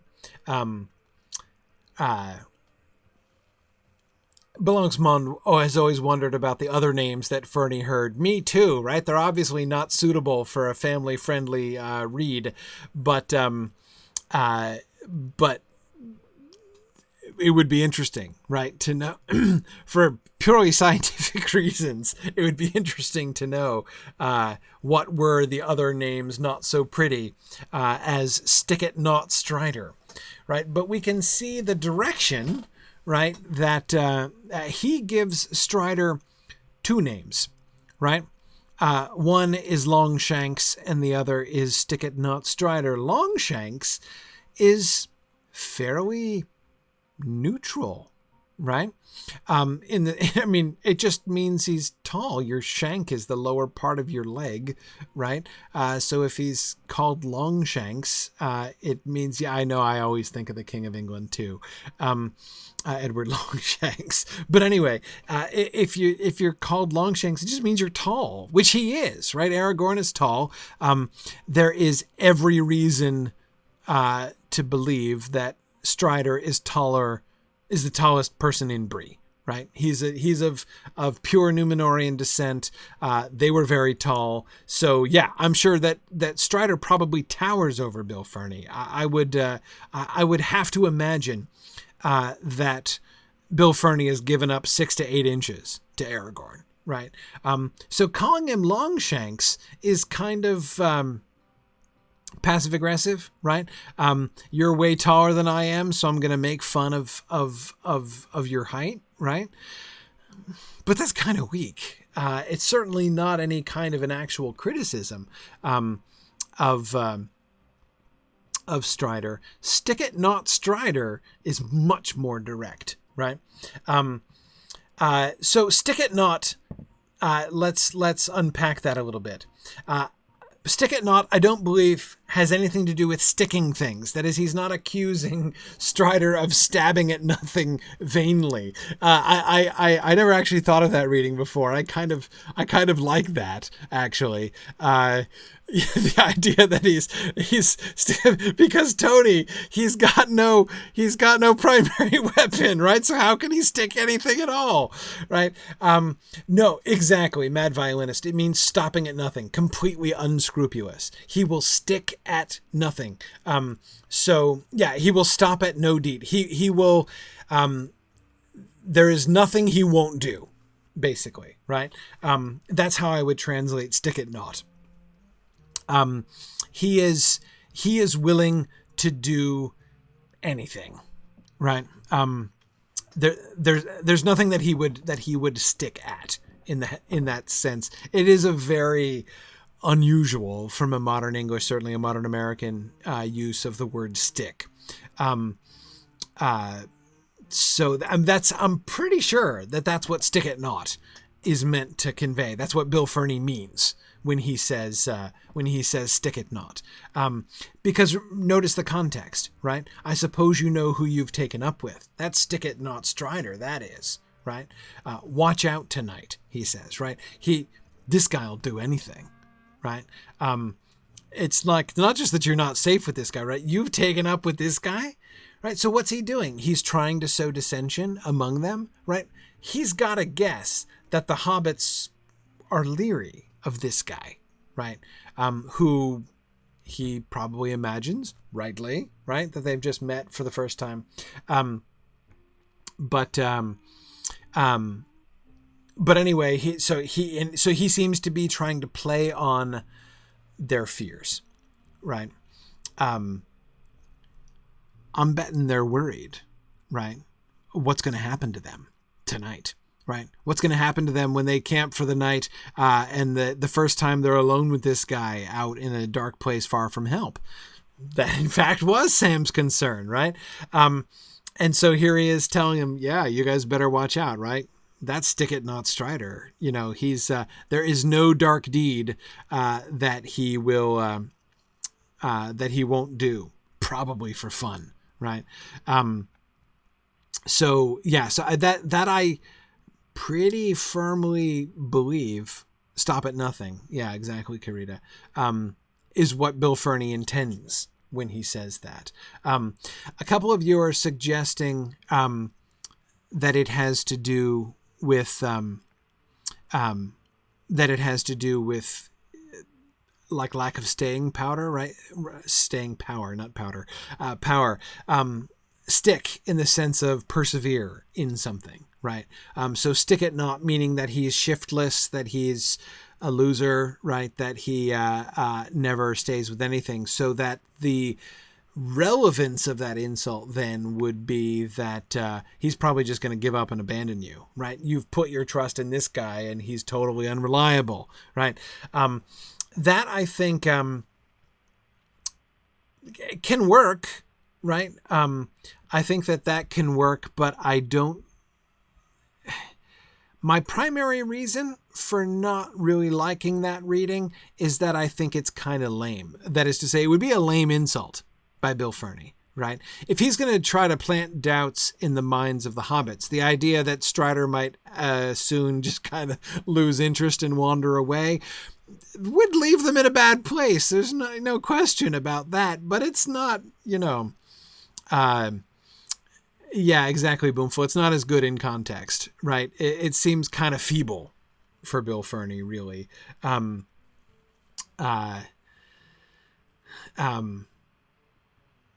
But anyway, okay, so yeah. So no, like I said, I can see.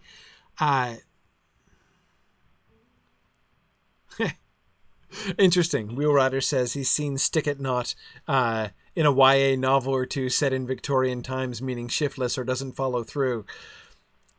You know what, Wheel Rider? I would bet that those people are getting it from this phrase, and I think they're misunderstanding it. That seems to me actually kind of evidence of the widespread misunderstanding of this phrase, actually. If you saw it meaning that in a piece of actual 19th century literature, that I think would be a really interesting piece of evidence. But I don't think that's I don't think that's the primary meaning of this at all. Especially, and so here's the other thing. I think if he meant that he was, feckless and unreliable and didn't have sticking power, he's using the wrong preposition, right? That would be stick to not, right? Not stick at not. It'd be stick to not. If he said stick to not, it would mean he doesn't stick with anything, right? Stick at specifically means what you won't stop from doing, right? He doesn't stick at that. That phrase, stick at something, is has that specific meaning of like, you will not, that's something he won't stick at, meaning he was, or like, he would stick at that, right? But he would go this far, but he'd stick at that, right? There's something he wouldn't do. So yeah, I would, I'm doubtful that that's what Bill Ferny meant. I mean, it's interesting because it does fit, right? It does fit, the whole idea of Strider being, rootless and a wanderer and a vagabond, right? It kind of works. I mean, apart from the fact that it's sort of lame as an insult. Karita says she guesses her standards for Bill Ferny were always kind of low, right? And but I don't know. Like, my opinion of kind Master Ferny has gone up a fair bit in this reading of The Lord of the Rings, I have to admit. I'm not saying that I'm quite in the Bill Ferny evil genius criminal mastermind kind of camp, but I'm closer to there than I was before. Not moral respect for Bill Ferny, but my estimate of Bill Ferny's brains and resourcefulness has certainly increased. I would not at all be surprised to find. I would certainly not be at all surprised to find that Bill Ferny was the leader of the brigands who attacked Bree. Yeah. Not the Napoleon of crime, Tom. No, not exactly. But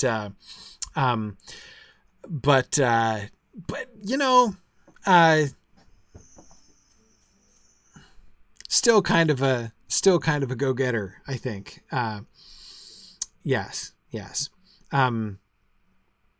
Okay, there we go. Oh, interesting.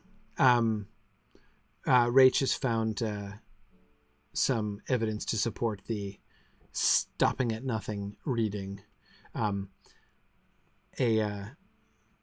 quotation from a poem in 4 cantos from the mid-19th century. Besides the king, though dear he buy it, will stick it not to purchase quiet. There you go. That's the sense. Yes. He will stick it not to purchase. There's nothing he won't do in order to purchase quiet. Yeah. That's it. Yeah. Good. Okay. Cool.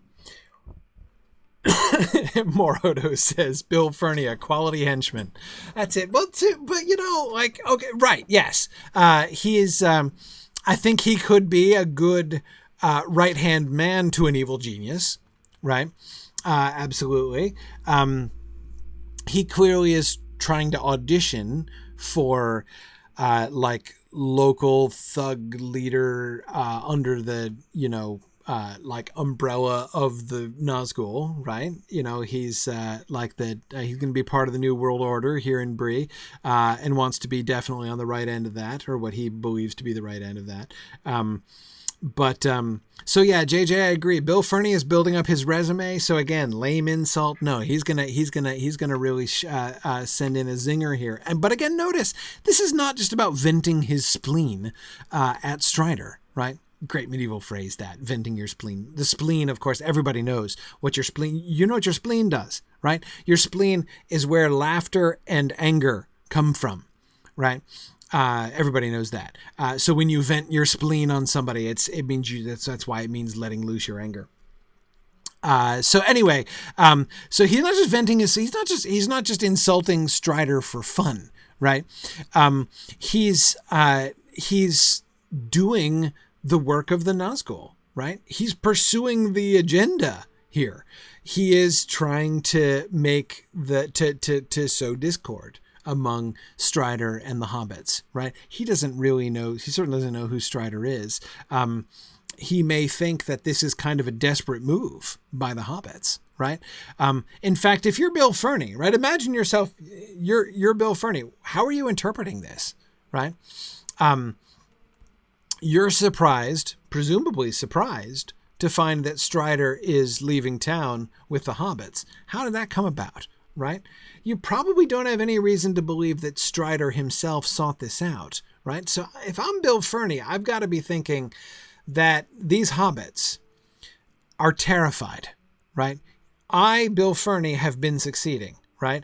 And these hobbits they're so terrified that they have sunk to trying, like, the best they could do to try to help themselves out of their situation is probably hire Strider, right? So they've hired a local guide. That would not be an unknown thing to do, right? But they're so desperate, they've hired this local guide and they got Strider, right? Strider, sticking out Strider, Longshanks, right? And so he's laughing. He's laughing at them, right? Oh my, seriously? Like that's your solution to this problem? You're going to try to get out of this trap that I have enclosed you in, kind of cunningly, I have to say, if I say so myself, by hiring Strider to be your guide through the forest. That is hilarious, right? And so what's he trying to? So he's trying to make them question their business move here. I think, yeah, belongs money. He is proud of himself. I that's definitely how I read Bill Ferny here, not as just vitriolic, but as smug, right?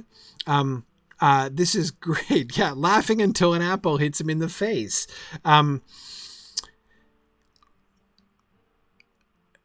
Why does Sam hit him in the face with an apple? Sam turned quickly. And you, Ferny, put your ugly face out of sight or it will get hurt. And with a sudden flick, quick as lightning, an apple left his hand and hit Bill square on the nose. The fact that he's still cursing from behind the hedge, I do like to imagine that Sam actually broke his nose with that apple.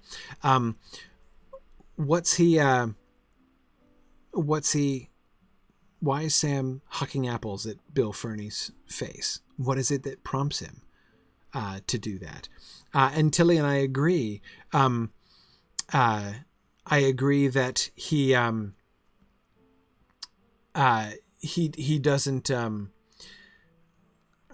Tilly, you're right. Hobbits are exceptional, throwers. That's absolutely true. Curator says Sam hits him in the face because someone had to.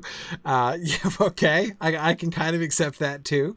Blue Wizard says he never should have called him Sammy. Right. Yeah. Yeah. Now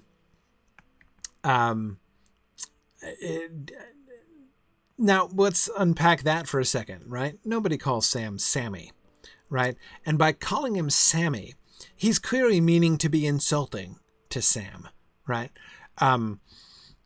He is that diminutive. Sammy sounds like something you would call a kid, right? Like a little boy. I mean, I think it's meant to be. This is a non-endearing diminutive by Bill Ferny, right? So yeah. Catriona says that she thinks Sam sees through him and knows that he's just talking smack to try to get to them. Possibly. That is a possible theory.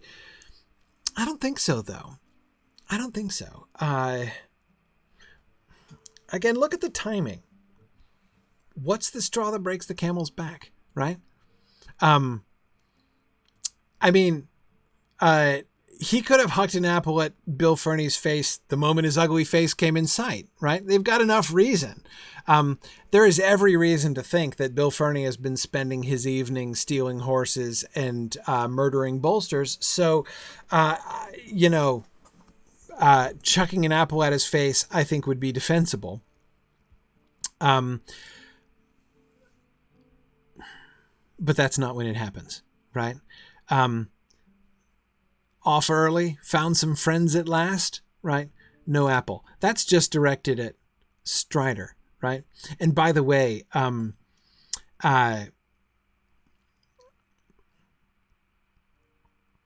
that's, again, I have to give Bill Ferny credit. That's a legitimately funny line, right? Off early, right? Come on, that's really funny. Especially when we know that Strider's, that like Frodo's original plan was to leave by dawn, right? And both of them were agreed, like, we've got to leave as soon as possible. And for Bill Ferny to be taunting him with, as they're leaving at almost noon, right? To be like, so off early, Strider, are we? Right? That's funny. That's really good. And I think that's also why I think that he's giving a good insult, not a bad insult later on. He's up at the crack of noon. Exactly, Valori. That's the thing. Anyway, I agree with many of you. It's not until we get to the mistreatment of the pony, right, that Bill Ferny takes one in the nose, right? And interestingly, when he is saying that stick it not Strider, that is, though I've heard other names not so pretty, watch out tonight, it's noticeable, it's noteworthy, I guess I would say, that Bill Ferny is here echoing Sam's own thoughts, right? Sam said almost exactly that same thing. Not that he didn't call him stick it not Strider, he isn't making accusations against him, but like that we should watch out, right? That we might not be safe if we let him lead us away far from help. That was Sam's fear. That was Sam's expressed concern. And here it's being echoed by Bill Ferny, right? So that has to make Sam at least a little bit uncomfortable, right? But that is not what leads to the apple, right? And you, Sammy, don't go ill-treating my poor old pony. And then he spits, right? That is the apple inviting line, right? And if we look at that, if we unpack that sentence a little bit, it's, again, Bill Ferny is not only just unpleasant, he's clever, right? This is funny too. I mean, it's darkly funny, or it's insultingly funny, right? But when he, when Bill the pony, he has half starved and ill-treated this pony, right? When the biggest compliment that can be given to this pony after they purchase it is that it doesn't look like dying yet, right? Strider expects that it's going to be on death's door, right? So he has neglected and abused this pony to the brink of, but not quite, to death, right?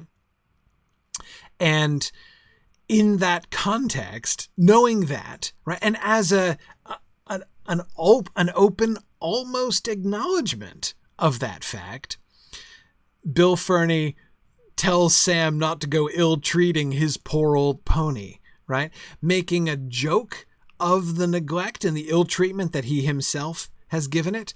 But more than that, making fun of Sam objecting to the ill-treatment, right? It's like, it's not just that he knows he ill-treated the pony and doesn't care. It's that he knows that Sam does care that he ill-treated the pony, right? That he knows that Sam cares very much, that he knows that Sam is upset about the fact that this pony was so ill-treated. And knowing that Sam is upset about that, he turns it around and taunts him with it, right? Don't go ill-treating my pony now, right? And then spits in disdain at the idea of anybody who cares about the pony, right? At the, this idea of like, again, anybody who is bothered by the ill treatment of ponies in general, right? Exactly, Karita. He thinks that animal abuse is funny, and so therefore, Karita says, obviously he needed his face rearranged. That's exactly it, right? And Sam seems to think the same thing. This is what Sam chiefly objects to, right? Sam's response to Bill Ferny mocking him for caring that the pony was ill-treated, and for Sam obviously intending to cease the ill treatment of this, to see that this pony does not get ill treated anymore, right? They put as much baggage on it as they had a heart to give it, right? Sam is so offended by the disdain that's shown his desire to treat the pony well and his objections to its being ill-treated, that he is drawn into an act of spontaneous violence. And it's not just spontaneous violence. This is not just like somebody hauling back and punching somebody in the face in a bar, right? This is a significant piece of violence based on what we saw before, right? That is, we know what the apple for walking is, thanks to the proverb that he quoted before, assuming that that is a proverb. We know that an apple for walking is parallel to a pipe for sitting, right? If you're sitting there quietly smoking a pipe like Bilbo, having just finished his second breakfast in chapter 1 of The Hobbit, out on the lawn, the idea that, like, imagining somebody like Bilbo sitting there smoking his pipe and blowing smoke rings that are floating up over the hill above him when Gandalf comes. Imagining that conversation between Gandalf and Bilbo going so badly that Bilbo is inspired to take his pipe and throw it at Gandalf's face. That's really jarring, right? Like something really bad would have had to happen before you end up throwing your pipe at somebody, right? Because this thing which is in your hand, which is associated with and indeed is part of this sort of atmosphere of peace and comfort and relaxation, right? To take that object and instead transform it into a projectile, right? To whip at somebody's face. That's a huge shift, right? That's a really, really important change. So we can see how much Sam was provoked by this, so that this apple for walking has now been turned into a projectile weapon to hurl at Bill Ferny's face. But of course, he doesn't justify it. Gilgonther, exactly as you say, he immediately regrets it. Right? Waste of a good apple, said Sam regretfully as he strode on. Right? The true function of an apple is to be eaten in thoughtful peacefulness as you walk, right? Not to be thrown at people's faces, even when their faces really deserve to be hit with something. And Karita, yes, you're right, that apple was too good for Bill Ferny and his face. Exactly so. Yeah, it's interesting. Lincoln says it's only the second legitimate hit anyone in the party has landed on an enemy, right? Yes, Frodo hacked off the hand, right? The creeping hand at the end of that arm in the barrow, right? So he has cut off the hand of a Barrow-wight, and now Frodo has hit Bill Ferny in the face with an apple. Not a very combat-intensive experience, this quest so far. Mad Violinist does point out that Frodo did kick Old Man Willow. That's true. You're absolutely right, Mad Violinist, but that was not necessarily very effective. Yes, they did score some fire damage on Old Man Willow, but that was hardly exactly a combat thing. JJ asks if Sam is proficient in apples, or is this an improvised ranged weapon? I think the latter, but of course, hobbits have a racial bonus on improvised ranged weapons, so that's okay. Yeah, good. Okay, good. Yes, Catriona, I agree. It's not that he regrets the act of violence in itself, right? I don't think he regrets hitting Bill Ferny in the face. I think, as Catriona says, he wishes that he'd had a rock to throw. He'd had a rock in his hand instead of an apple, right? I agree. I don't think he regretted pegging Bill Ferny at all. And of course, we see this delightfully upheld, that theory, Catriona, of course, when we return in the Return of the King, and when they see that Bill Ferny's house is boarded up, and Bill Ferny obviously doesn't live there anymore, when they return to Bree, and I think it's Mary says, "Do you think you killed him with that apple, Sam?" And Sam says, "I'm not so hopeful." No, it's Pippin. So, "I'm not so hopeful, Mr. Pippin," right? I love that line. "I'm not so hopeful." He could wish that he had killed him with that apple, but he doubts it, right? Yeah. So good. Yeah. All right. Well, I think that was a good 2 slides that we got to. And if you'll notice, the very next slide is The next sentence is, at last they left the village behind. So I am going to conclude that we got to the edge of Bree, right? We've passed Bill Ferny's house, which is the last house in the village. So my desire to get all the way through Bree and outside of Bree land, we're done, right? We did it. We accomplished that goal. We needed 2 slides and a couple hours to do it, but we absolutely got there. Yeah. Okay, very good.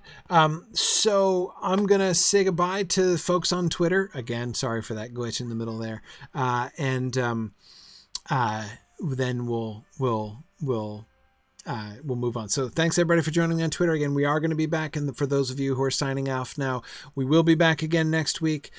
Same time. I'll be away the week after that, because the week after that, Tuesday the 17th, is the day of our official evaluative site visit for Signum University with the state of New Hampshire. So I'll be up in Concord all day long, probably into the evening as well. I may be home in time for class, but I don't think I'll be ready for class. I will have been very, very involved all day long. So probably no class in 2 weeks, but we definitely will have class.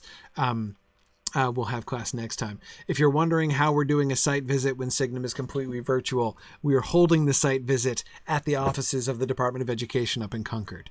They're going to be hosting it. Almost everything we're doing is going to be virtual, of course. But we'll give them our tour of our virtual campus, and they'll get to meet and interview lots of Signum folks, students and faculty and staff and everybody.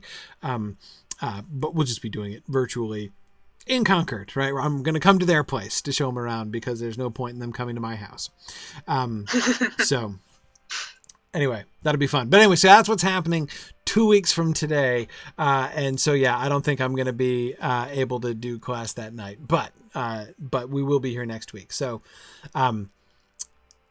thank you everybody for joining me tonight. And it's time for the field trip. So if you want to join us for our field trip, switch over to the Twitch channel, twitch.tv/SignumU. And I'll say goodbye to the folks on Twitter. Thank you guys. Boop. All right, where is it? There it is. Okay. And I will... There we go. All right. And here we are. Good evening, everybody. Good evening, I'm on as Valori tonight. Absolutely. Well, that works out for me. I'm actually going to be in a car coming back from Illinois on the 17th. So. Oh, excellent. Well, there we go. There we go. Okay, good.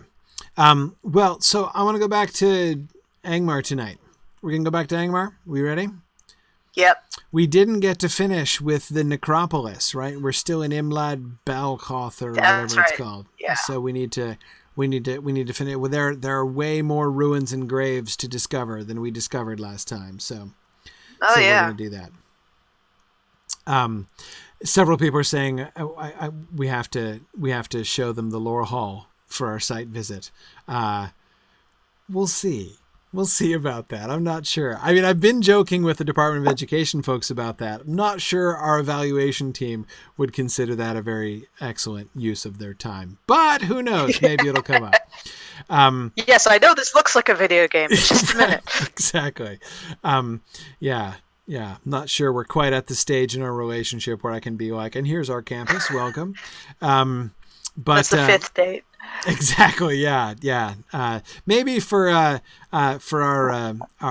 like recertification process in 3 years. Anyway. Okay. So let's head out, because we've got to go long ways around here. So we're going to head out. Yeah. Well, I guess that's okay. So here's the problem. On the one hand, going straight to Gath Forthnear would be quicker. Oops. Yes. Here I am missing the door. That was cunning. So it would be quicker. It's less distance. It'd be quicker in distance, but I'm not sure it would be quicker in time, because here's the problem. If we go to Gath Forthnear, well, then we're in Gath Forthnear, right? And we haven't been to Gath Forthnear yet, nor have we been to anything in between Gath Forthnear and Imlad Balkoth. So so we go to Ogair instead. I think that's probably what we should probably do. And anyway, I think a lot of people probably will need to go the slow way if they don't have rep with the Council of the North anyhow. So yeah, so when we get together, I'm working my way up the road towards Gathforthnear there. So we'll get there eventually, and when we do, after we've explored Gathforthnear, then we can start there and work outwards. So certainly, as we get up towards Carn Doom and that kind of thing, we can. Okay, so Esteldine. Esteldine, yeah, Esteldine, and then Algair, and then across. Yeah. Cross country from there, but it shouldn't take us too long to ride cross country from there.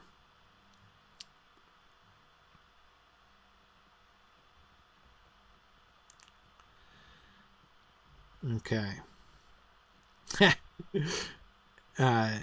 Zephin12 was just saying that he just listened to the Film episode in which I announced Exploring the Lord of the Rings, and quotes me as saying, "I couldn't promise that we will cover a chapter per week."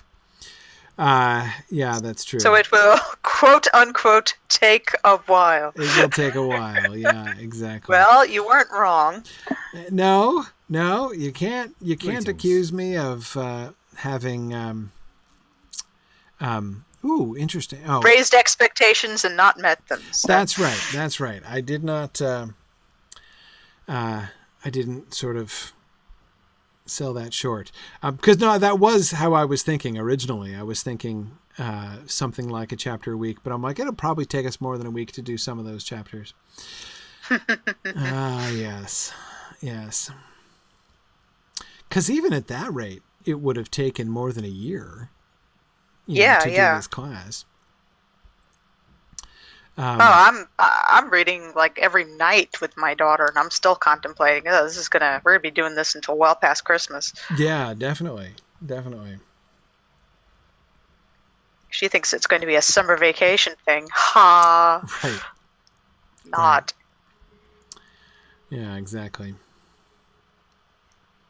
I mean, we only just got to Rivendell. Yeah. School's been out for a month and a half now. Yeah. Yeah, I'm working on, my boys and I are listening to the audiobook as we, drive around places together. So yeah, we're not actually in the Lord of the Rings yet. We're still in the Hobbit. We did the Silmarillion and now we're doing the Hobbit. We should certainly have finished the Lord of the Rings before the end of next school year. In fact, we may end up going a little, we've got a long road trip coming up at the end of the summer. We, are going on vacation. We're driving up to Canada, driving up to Prince Edward Island. Fun. We've gone the last few years. And a Green Gables home. Yeah, exactly. We actually, we went to, my wife, big Ella Montgomery fan, huge Ella Montgomery fan. Me too. And we actually went there. My wife and I actually went there for our honeymoon. We did our honeymoon at so Green cool. Gables. Yeah. But yeah, we've been going back there with the kids now for the last few years, and that's been really cool. But it's like an 11-hour drive from southern New Hampshire to Prince Edward Island. So New Brunswick is long, driving across New Brunswick. And so, of course, we have the tradition of listening to Anne of Green Gables as we drive across Canada on the way to Prince Edward Island. But there's also the way home. And so we'll probably finish The Hobbit on the way home, I would think. But... anyway, so then they got narrating there. That sounds good. Yeah. My kids wanted Danny champion of the world and about 1 billion episodes of Welcome to Night Vale. They're preteen now, so they're at that stage, the dark stage. Yeah. I can't wait until we get into Mordor with them. They're just like, oh, it's so metal, Mom. Oh man. Yeah. This place is pretty metal. This is like emo metal, though. It's just kind of sad metal out here in Angmar. Right. Yes, it is. And Tony says he found the online the version of the old book on tape recording of Unfinished Tales. Yeah, Tony, I'll never forget the day. It was like the day I won the internet. Those days when that happens. And I found, this was years ago. I found the old books on a digital version of the old books on tape recording of Unfinished Tales and Book of Lost Tales Volume 1 and 2. Those also exist. They're the only volumes of the history of Middle-earth ever to have been recorded professionally. They don't really exist legally anymore, but you can still occasionally find them. I I don't understand why they don't exist. Okay, Unfinished Tales I kind of do, because the mispronunciations are really painful. I mean, like listening to the history of Galadriel and Celeborn for oh boy, that chapter is painful to listen to. Oh, man. Anyway, okay, so the Amalia is asking, how old should a child be before you start reading Tolkien to them? That's a really interesting question. That is a good question. And with my daughter, it was reverse psychology. She wanted to read The Hobbit because I was all about this stuff. Right, and I said, you're too young to read The Hobbit. And just to show me, she picked up the book and started reading, like, as angrily as she could. In a hole in the ground there lived a hobbit. Not an essay to a hole or nothing with the when's it words to the language, but that meant comfort. Mom, I can do it! Right. It just set it off. Yeah, well, see, exactly. I mean, it really is very individual. I mean, one thing that I would say, I do think that it is like definitely possible with many kids to read it, to try too soon. There are going to be a lot of kids, not all kids by any stretch, but there are going to be a lot of kids. We should probably take off writing here now that we're mostly on here. Oh yeah, let's go. There are many kids who are totally ready for it. And I certainly have have heard from parents of very young children, who are reading not only The Hobbit, but The Lord of the Rings together. And that's great. That can totally happen. And, it's like worth feeling it out, and seeing if that can happen. But honestly, The Lord of the Rings especially is pretty tough sledding for kids. Goodness, it's pretty tough sledding for some grown-ups, honestly. People don't write that way so much anymore. People especially get his devotional language. Yeah, exactly. The language, the register of it, the long stretches of landscape description. I mean, there are lots of people who consider the writing style of The Lord of the Rings kind of dull, and it's not always the easiest thing for kids to get into. And I always try to be sort of sensitive to that. I mean, there was a certain amount with my own kids. There was a certain amount of kind of cheerleading that I could do as a parent, and kind of coax them through it by being like, oh, this is awesome and you'll love this. And I love this. And they're, kind of willing to go along because I, love it and am vouching for it and stuff. But it can be tricky. You can definitely kind of lose out by pushing it too early. Yeah. Yeah, I know with Sophie, and she started The Hobbit when she was 7, and she wanted to read it herself, and good Lord, she did try, but she did start to burn out pretty quickly, just simply with the long descriptions of things. So what happened is every night she would read the first page, and then I'd take over. Yeah. And I think reading out loud really helps a kid get a better sense of what's going on, just because your intonation is going to give them a lot of context to the words that they don't understand, and it also encourages them to stop and ask, what does that mean? Or I didn't quite get that. Yeah. Or do that bit again. And it also, it's good because you can point out to the whole, Gandalf's back. Remember he was missing? Oh, right, Gandalf. Yeah. Yeah, exactly. And recaps before chapters also help them keep the continuity. Because most kids this age, their books are about, 50 pages with really big print. So they're not used to retaining long bits of narrative. I mean, you ask my kid, the long narrative of all 28 episodes of Gravity Falls, they'll be able to give you, a pie chart and bar graphs and got a million storylines and stuff like that. It all depends on what they want to focus on, but a lot of times they just don't have the attention span. By the way, side question. What streaming service is Gravity Falls on? Is it streaming somewhere? I don't actually. We bought it on Amazon episode by episode as they came out, so I don't actually know that one. Hulu, maybe? It's available on Amazon, but you've got to pay for it? Is that the deal? Okay. Worth it. Yeah, totally worth it. It's on my list. It's been on my list for a while now. It's I'm no, your kids are probably about the right age for Gravity Falls. And it's great. It's like Twin Peaks for kids. Right. Yeah. Actually, Twin Peaks, another thing on my list. I haven't seen it, but I know of it. And well, that one's on Netflix. You can. Yeah, that one is on Netflix. Exactly. Yeah. Lady Shmebiwak, whom I was going to ask, because I know her name comes from it, right? Says that it's on Hulu. So, yes, belongs on. We're talking about Gravity Falls, the TV show Gravity Falls. Yes. Okay. Yeah, no, every time you say her name, I laugh. Yeah, exactly. So I have, oh, no, belongs among the shock that I haven't seen Twin Peaks. No, I haven't. I missed that, and it's one of those I've been meaning to kind of come back around to, but I have never gotten around to it. So yeah, I will. Looks like we're getting some attention back here. Oh yeah, we're starting to kite. We got a pretty long kite tail. Hey, that's cool. We'll probably outdistance them. We can have a big set to when we get to the top of the path. If you're dead, raise your hand. 'Cause I'm a hunter and can do nothing about it. Well, if we're still on horseback, people probably make it, right? Probably. Yeah, maybe. Yeah. Anyway, so yeah, no, I'm gonna take rear guard for a bit. Twin Peaks I'm going to get around to. Look, and at this point in my life, like one of the things that I'm trying to do is just like go back and fill in gaps. Like there are so many things, especially being in this business, right? Like being in the Mythgard business, I'm constantly having conversations with people that are like, what? You've never seen this? I can't believe it. And so, I'm because I didn't watch a lot of TV and there's just a lot of things that I missed, both on TV and in movies. So I'm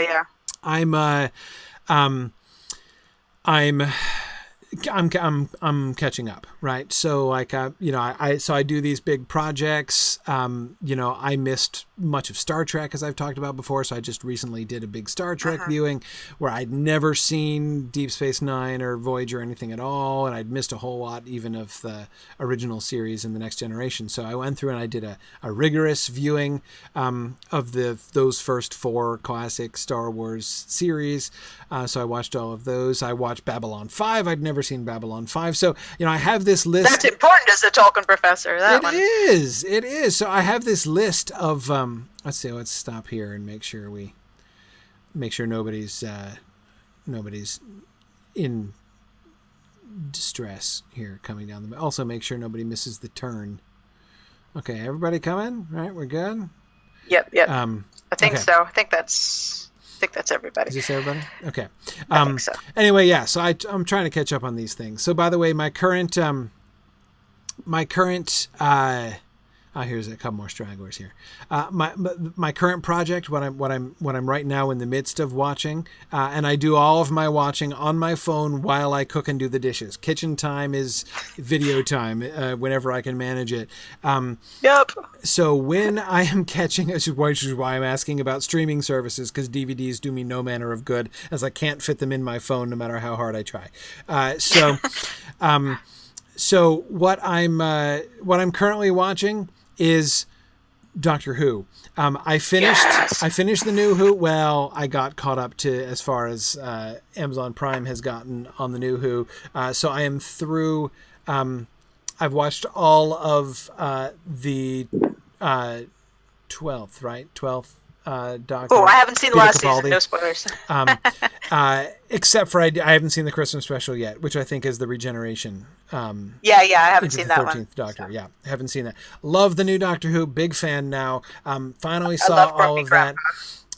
In fact, I loved it so much that I am now inspired to fill in more. So I am brewing here. That's exactly what I'm doing. I'm going back and watching the classic Who now on BritBox. Oh yeah, they had some good writers on those too. You had things like Douglas Adams wrote a bunch of those. Yeah. So I started brewing here just as you. I started with the first Doctor because I'm such a completionist. As soon as I was completing the new Who, I became immediately like regretful that I hadn't started at the very very beginning. So yeah, I'm going through. All right, I think we're all here now. So let's go back to where we were last time.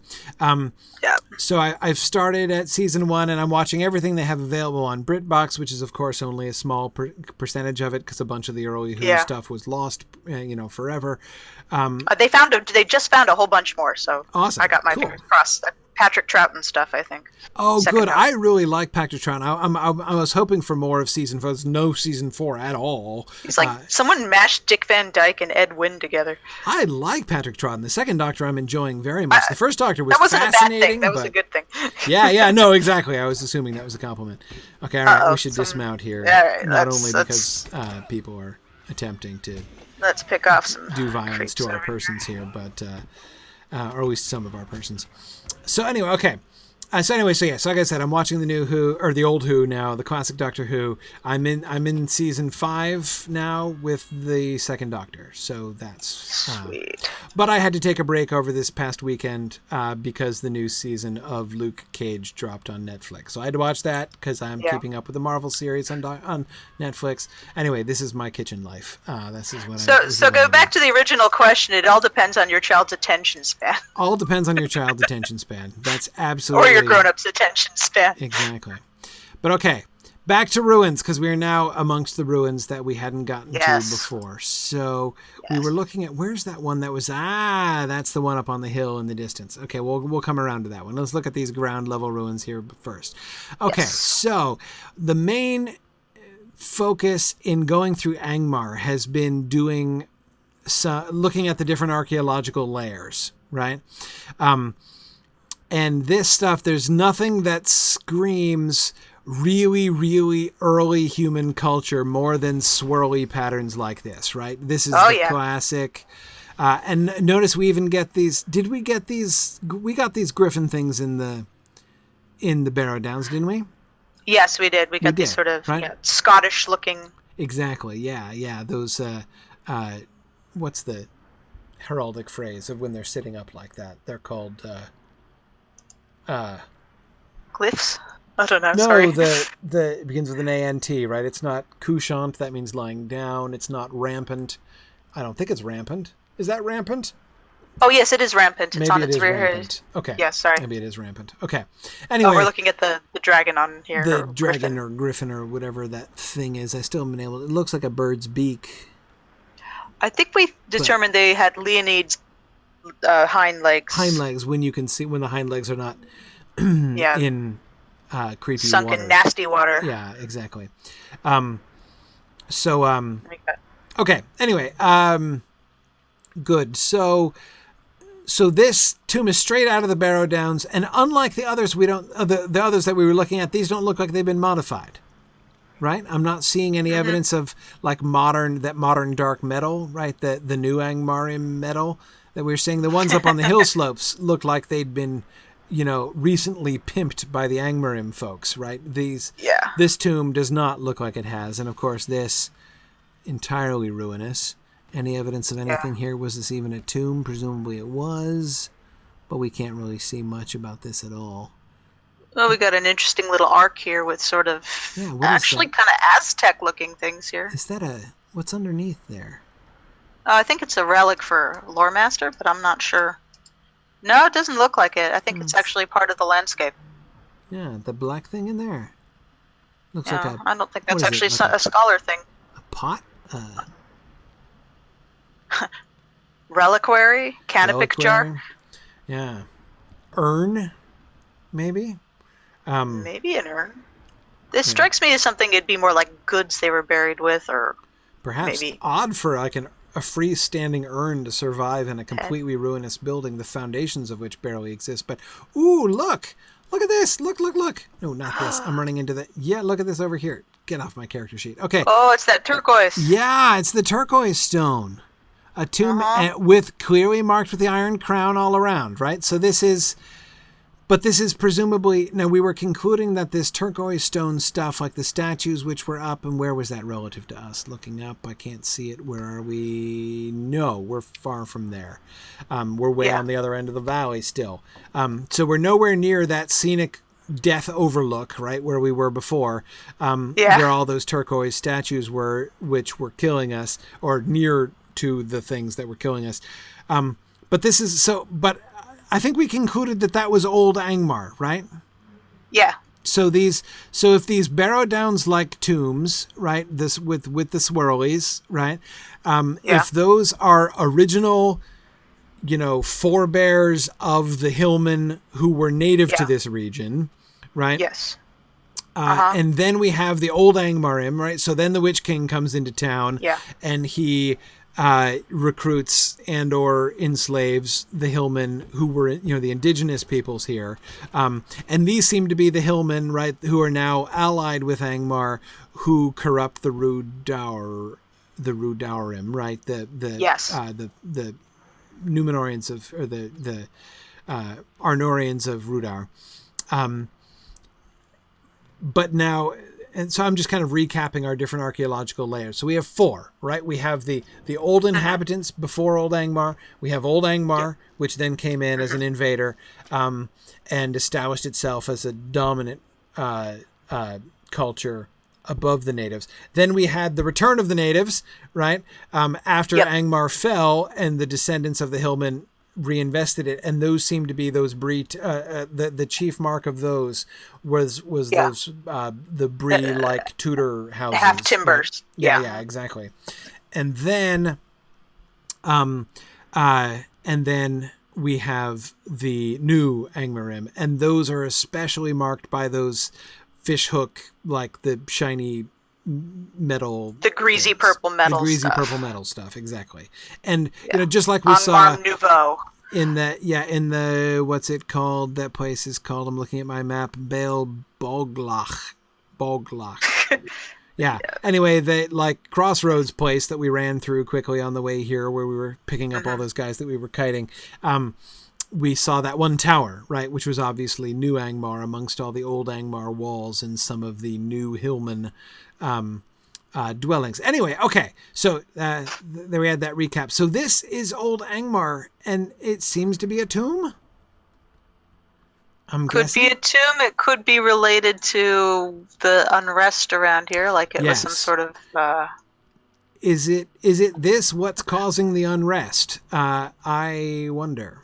It's a lich pin. Yeah, lich pin. Yeah. Sorry, old D&D gag. Yeah, that's good. That's good. That's what we called phylacteries. We call them a lich pin. A lich pin. Yeah, I see. That's a Horcrux in modern terms. Yes, exactly. Okay, so this one has these modern doors that we were noticing of the tombs on the hill, though I don't see like those sort of shield things or like those sigils on the walls, right? Those doors might be an aberration if we don't have what's up with this urn? Oh, this urn is a Oh yeah, that's a urn. Okay. That's a drop. Yeah, it's a drop. That's fine. Okay. All right. Were there any mobs down there before they all got killed? I don't think there really were. There were some Angmar sorcerer, necromancer dealies. There was a bunch of whites and a couple of these dark mist things that look very much like the dark water guys from the dark water guys. Exactly. I'm assuming that these spirits, these sort of the dark mists and things, are designed to be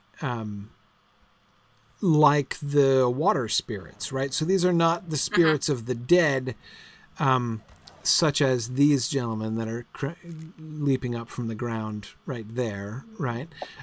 Those are obviously whites of some kind, whereas those other spirits are corrupted landscape spirits, right? Yes. Corrupted spirits of the affronted nature. Exactly. So we see that the land has been twisted and tormented, and the dead as well have been necromantically disturbed, right? Yes. One thing I'm not seeing here among the ruins that we had in the Barrow Downs that was really cool were those depictions of cowering or bowing men. Yes. I was looking for those too, and I haven't seen any yet either. We still have this wheel theme. We have this wheel thing. Various faces. Yes. And these kind of, I don't know what, rosette things, these curlicue variant things that we get. And then these series of standing stones, which I don't know if these are headstones or if these are just standing stones for some other purpose. They're abstract in nature. Yeah, they don't look like they're actual headstones, but I want to hear a couple more with some of those. Oh, look, these are not underwater, so we can see them more clearly. They are urns. They even have decorative bottom halves that were underwater before. Oh, okay. So that's at the top of the tomb. Okay, got it. Yeah, they look like shrines. And this, this is a coffin with some of those wolf heads. I think they're wolf heads. We saw some of those. Yeah, those definitely look like wolf heads or bat heads, maybe. Yeah. Okay. Okay. So now what do we think the urn is now that it's part of these sort of grave headstones? Maybe offerings, you think? Well, the urn certainly does not look contemporaneous with the stone. I mean, those stones are Yeah. ancient, right? That's why they're all like worn down and rounded, right? Presumably they weren't rounded originally. I mean, maybe they were because they No. do have a rounded, swirly theme. You could imagine them not having been squared off originally, but still, it's clear that they're all worn down. Yeah. Those don't look ancient, but at the same time, they don't look, well, evil, right? Those don't look like sources of corruption planted here by Angmarim necromancers, No. right? Those look like offerings. Maybe those urns come from the modern hillmen. Maybe. Maybe. That's what I'm thinking. So we are thinking offerings, like a food or something? Yeah. Maybe, or even burial. Maybe the modern hillmen cremate their dead, and those are urns of ashes? I'm guessing. Well, then why is it on top of the grave here? Because this is an ancient grave, right? So they're not going to dig up the ancient grave to bury more dead people in there. So they're putting the remains of their dead at the ancient grave site without disturbing the ancient grave site. I don't know. I'm just thinking of like what else. This is my answer to the question: what else could it be if it's not an offering? Essentially. Well, look, see, there we go. Now it is a grave. We know it's a grave there. You know, it's a grave because just dead people emerged out of it. And notice that these guys are still being called iron-bound slaves, right? I love the iron-bound wordplay there, right? Iron-bound as if they are in fact bound with iron chains, but of course they're bound not by iron, but to iron, right? To the Iron Crown. I really sort of like the wordplay involved with that. Well, also the iron always had this strange magical mystical property when it was used in spells. You wonder if there was some literal like bound by means of iron in that sense, like if it was used in the necromancy, right. There was an iron shackle somewhere. Conceivably. They do like their big metal dealies, so. They do. Hang on, I want to look at this row over here. This is like the row house. Glowy chest. Is that chest glowing for you? Yes. What's up with the glowy chest? Oh, it's an ornate coffer. Oh, okay. Okay. So, somebody got it. Well, we have this random sarcophagi, which I assume that's what those are, right? Yeah. Weird. They look all manky and messed up.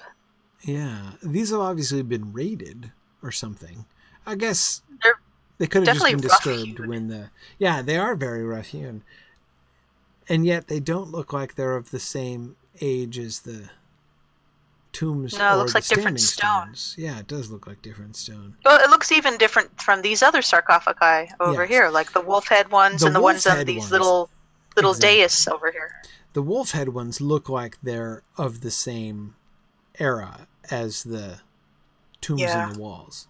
You wonder if these are transported with the wolf head, like there was some sort of wooden bar here and it was pulled on a sledge to put into place. Yeah, it does look like they could be like handles or something like that. Yeah. You'd have to get it here. Yeah. Interesting. And then these... are these tombs? I guess yeah, those are... Yeah, but they look a little nicer than those open ones over there. And not only nice, but proportioned oddly, right? Children.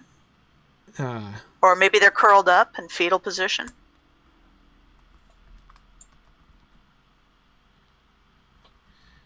I'm just measuring. Yeah, I guess. No, you'd barely remember if they're very old. Remember, hillmen are known for being shorter than. That's true. Narnian could be like taller than the natives.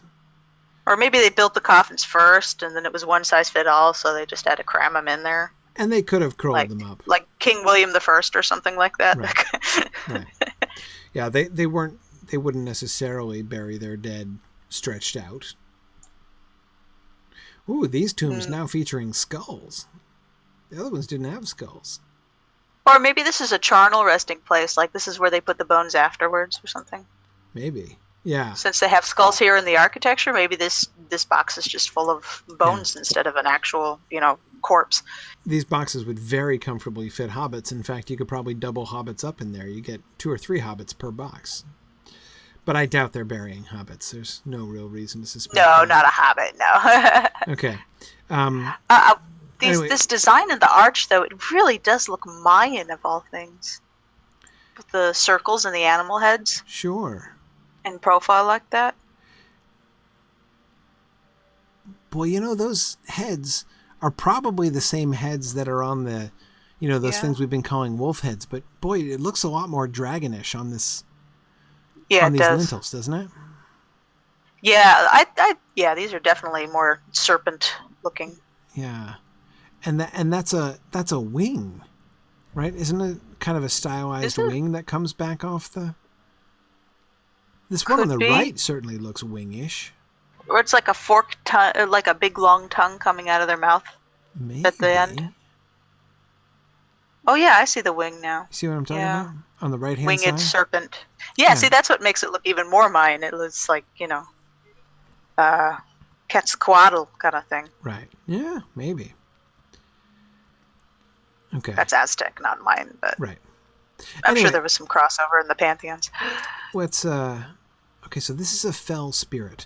So now a fell spirit is not a spirit of the dead. This is like an ancient, an ancient, like a fallen Ainur spirit, right? Like a fallen Maya or something. Could be, yeah.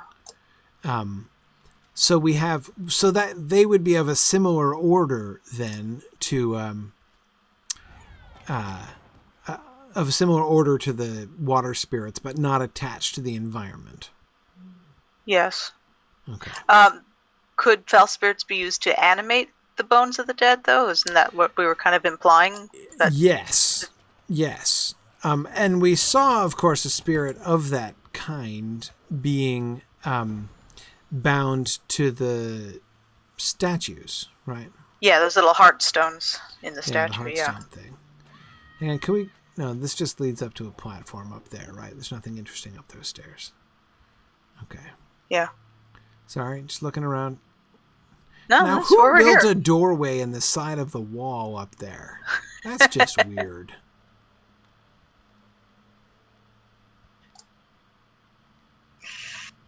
Wow. Yeah. I was always sad we couldn't go into any of these doorways. Yes. Oh, we've crossed into a neighborhood. Bargorog? The borough of Bargorog? Yeah, it's a borough probably, yeah. Okay, so a dread mist, yeah. So these are the elemental ones. Oh, yeah, see that guy's hanging out by a little spring over there. Aha, yes. Oh no, it's not. It's not a spring. It's a grave. It's a grave. It's a grave. I thought it was a little pond. Okay. It's hard to tell when everything's glowing. And look at this poor tree. Oh yeah, look at him. And this tree is moving. Yep, he's one of the creepy moving trees out here. Yes. The big white creepy moving trees. Like even the dead trees are unquiet dead here, right? Just a little bit, just sort of going, help me. I mean, look, he's diseased. He's got green glop all over him. Yeah, the green glop is particularly unpleasant. Yeah. Okay, hang on a second. I'm looking at where I am. All right. So there are still more tombs, all still more or less from the same period. That's a really interesting... A lot of wood for a mostly stone-based kind of area. Wonder how many times they had to repair this. Yeah. Yeah, the wood platform is interesting, too. Definitely recent. Oh, look, it's got brand new brass fittings over here. We're on the edge? Yeah, right here on the stairs. On the stairs? Wait, where are those stairs? Over here, over right there. Okay. behind you. Oh, the stairs we just came up. Yes, of course. Yeah, so look, see? Brand new metal fittings on these. Ah, Oh, aha. So Yes, these right. were On recently the posts. erected. Yes. Right on. Okay. So probably these were built by the Angmarim, probably the new Angmarim, right? Who Yep. are coming in, and we haven't seen them building anything. We haven't seen any evidence of building. Yeah, except for barricades and fences and war machines. Right. Now these are old stairs. Look at these. Yes, exactly. These are not the new wooden stairs. This is clearly part of the original necropolis, right? Oh, look how big and steep they are. This is like when I went to Temple of the Moon in Mexico. They had these giant stairs to the point where you're sort of imagining yourself going, how did anyone get up and down these like gracefully during a ceremony? Right. Pretty much just have to fall with style. Right. Oh, all the curly markings on the posts here. Sorry, I'm looking out at the seeing what I can see. How's the view? Yeah. Oh, yeah. That is a drop. Oh my. It is. We're getting this place was fairly quickly. This place was important. And there's nothing but the curlicues carved on the posts. You think they'd be like some sort of gargoyles or some sort of things to scare people away from up here? I guess they just assumed everyone was afraid of heights. I was looking for anything like the Pukelmen, for instance. Oh, yeah, we got Squidward over here. Oh, there's another lake down there.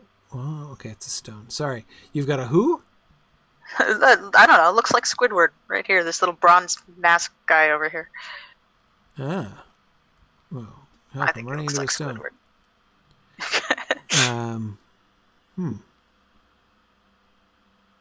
Just got a big nose in the middle of his face.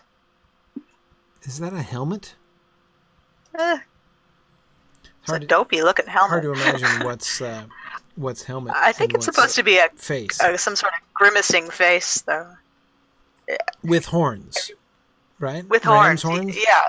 Yeah. This is supposed to scare somebody off, I think. Right on. Okay. All right. Oh. And here's our rampant dragons. Griffon. Wyverns, griffins, whatever they are.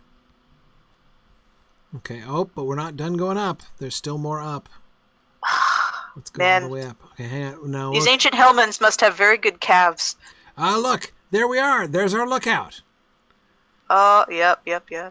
Yes, it is. That's it. That's where we were standing before. I didn't even see this place up here. Yeah, that's where we were standing before and trying not to die, because there's our turquoise wall with the skull wall, and so it's the wall full of bones, and the big statues on the far side, and the watchstones that were killing us, and the big drop down into with the murky water, and the big tree down there. Yeah, okay. So we're above that now. We're higher than that. We will be above it. Oh, look at this! Oh my gosh! Which place? Where? Up the stairs. Ooh! Do you see that? Turquoise thing. More turquoise. And bone wall, right? Oh, and here no watchstones, so we can look at it at our leisure without dying. Leisurely. Oh, look at this. Yes. Oh, compacted of skulls. So this is made into the stone? It's gotta be petrified, right? So this is definitely like skulls mixed with, some kind of concrete, essentially. Yeah.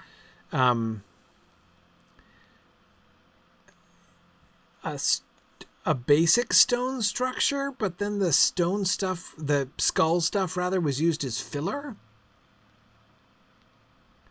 I guess. And not all of the rock is turquoise rock, right? We see it down here. No, but let's see what this place was before the Angmar. Yeah. Stuck there. It looks like they kept the Hillman stairs, but then they just sort of gave everything their own grotesque touch. So this was because you're right. So the stairs was from the ancient Hillman. right? Mm-hmm. And it came up here, and then something just wham! They built the old Angmarim just built this big old turquoise and skull wall here. Looks like it fell out of the sky. It sure does, man. Because originally, right, so that can't have been there. That's obviously post-dates the stairs, right? So the stairs came up probably just to this. It wouldn't even have had to have been anything here. It could have just been a landing like this area down that we just came from, right? Uh-huh. There were a couple tombs set in the walls here right below where we're standing right now. Yeah. But mostly that's just kind of a landing. And so presumably so probably there were ancient tombs in this wall here originally. Well, it looks like windows that got bricked up. Where, if you stand here? back here, you can see it a little clearer. Wait, stand back. Where are you now? I'm over here. Okay, right, over here. Okay. If you stand back here, you can see that these are obvious, some sort of window frames or archways, and that's where all the skulls are jammed in, like they were blocking up the windows.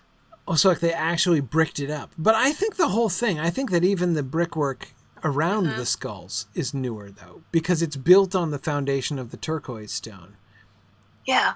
And it's also sharper. Look how sharp the arches are compared to, like the openings of the tombs that we saw on the walls. Yeah, those are Gothic arches right there. Well, Romanesque, leaning towards Gothic. Yeah, exactly. Getting there. So yeah, so I think this whole thing, whether the skull filling reflects a later addition to the older structure, and the structure was just put there or not, whether it was all a unit, whether it was like, first we'll build this thing with lots of open arches, then we'll fill a lot of it with skull concrete, like, whether that was the original plan or not the original plan, I don't know. But I'm thinking the original wall here, like the stone wall, would have had old tombs in it, like the ones in the wall under which, that we're standing on the ceilings of right now. That are made of mostly heads, apparently.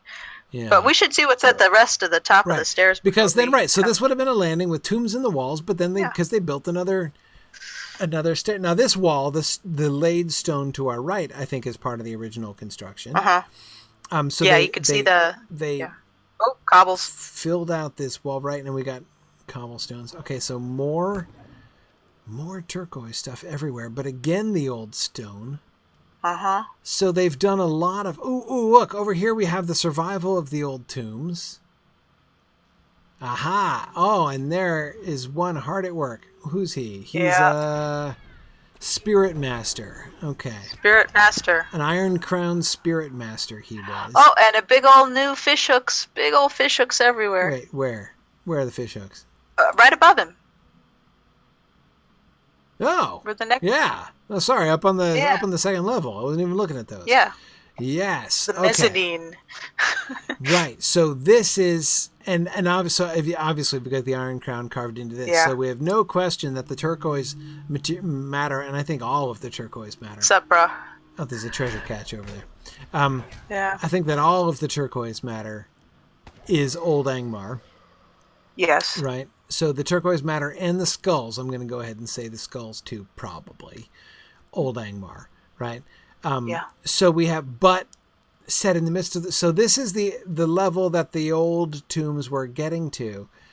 The highest level with all of these tombs, which would have been, I don't know what, the tombs of kings or something. But then the Witch King comes in and he's like, no, let's erect these big turquoise structures. For what purpose, I just don't understand. Oh, and they got the two looming statues on top, too. Look all the way up towards the stars so you can see the two looming statues on. Whoa, yeah, the turquoise statues. In fact, there are 4 of them. This is a big deal. Yes. Those which look like women, possibly, or cowled persons in any case. Some sort of, they're bearing something either in hands or in a bowl. Yeah. Helping the right, holding blood. Yes. Holding skulls. So you've got to think that these turquoise structures were erected here in order to, harness the spirits of the dead of the original dead or something, right? And Yep. now the new Angmarim have made their new, spiky spearhead fishhook shrines all around the top there in order to tap the same thing. So that crown spirit master, this dude who keeps regenning conveniently, his job is to stand right here in front of... Oh, and there comes the other guy. That's the dude he was summoning? Yes. Definitely probably going to do another warding Yeah. something, or So he's standing here use in it as front an of errand this thing, boy. which suggests, by the way, that, clearly this probably... No, I say clearly, but probably not a tomb, right? But some kind of shrine, some kind of focus... Right, Radio tower for evil spirits. Yeah, radio tower of evil. And they've It put is up a some radio new for speaking to God. and they've put in some new antennas up there, right? So Yep. the new fishhook things, which are burning with a sinister green flame, are like the... To improve reception. Yeah, they're like the evil rabbit ears, right, on the evil... Your evil aerials and rabbit ears. Evil aerials, that's it. That's just what they are. Okay. All right, this all makes sense now. Yeah. Oh, this place keeps going too. I just peeked down the corridor. There's stuff down there. And we've got water up here. Concerning which, gross. let's not... I mean, it's... Yeah, let's not carry. So... Okay, more... Yeah, it does keep going. Goodness. Which direction are we facing now? Oh, we're like into the mountain now. Yeah. We're on top of the mountains. Where does this road go? I don't even know. Okay, still with the turquoise and the skullcrete. And what is this, a cliff? Sudden drop. Is this a cliff? No. I don't know. I think it's a road, actually. Yeah, it's a road. We're going down. It's a road. In a steep but more or less orderly fashion. Falling with style. Exactly. Okay, hang on. Peeking over the edge. Where are we now? We are looking out of Imlad Balcorth. This is the other side. This is non-necropolis region. Well, there's some necropolis at the bottom there. But... Oh, so this is like a whole back door into the area. Oh, yeah. But notice there's no architecture over on this side either. Yeah, no. So this would have been, what, an ancient ramp approach? To the... Not an easy ramp. No, not an easy ramp. I don't even know if we can get back up here. Let's see. Oh, yeah, you can walk back up here. Boy, this is one of those things that kind of, when you look at it from a distance, you're like, I will never be able to walk up there, and then you feel... Oh, somebody says there's a library up here. I gotta see this. Up here? A library. Alastriel says there's a library in the back. I did see a side entry, a little side alley over here.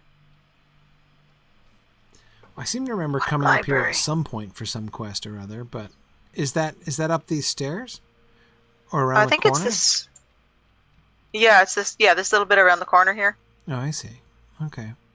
I don't know. I think this is it. Okay.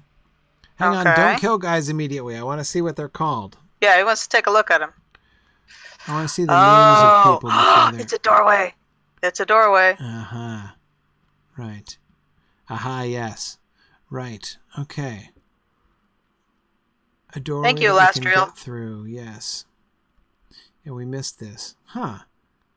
Yeah, I didn't know this was up here. Well, everyone else is jumping in. Yeah, I'm just... Look at the contrast. Yep. This looks like a really fancy version of one of the old tombs. Yeah. Right? We got the griffins. Yeah. We got the ram's head dudes. We've got the... And brass. And bronze, whatever. We've got the... Old and busted. New hotness. Yeah. And then over here, we've got plain stone. Not even an arch. Yep. Yeah, post and lintel. Post and lintel.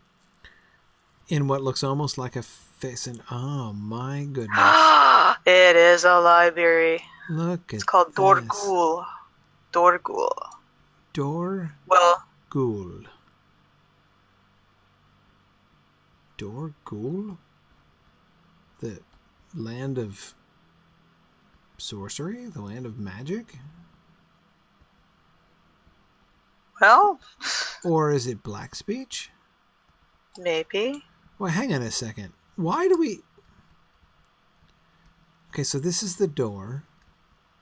Maybe they just found like this neat dry place to keep a lot of literature. Yeah, whose scrolls are Because these? These can't be the scrolls of... these are not Hillman scrolls. They would not have had paper written stuff down. I think this was not repurposed. this much. It's gotta be. This is repurposed. Look at this. You've got like seals and ribbons and strings. Yep. This is not... Yeah, no, these are not ancient. no, somebody said a nice dry place to keep paper. Let's stay in here. And then look at this. Look at how the... Fire in a library? How dare they? Yeah, I know, right? And then look at these walls.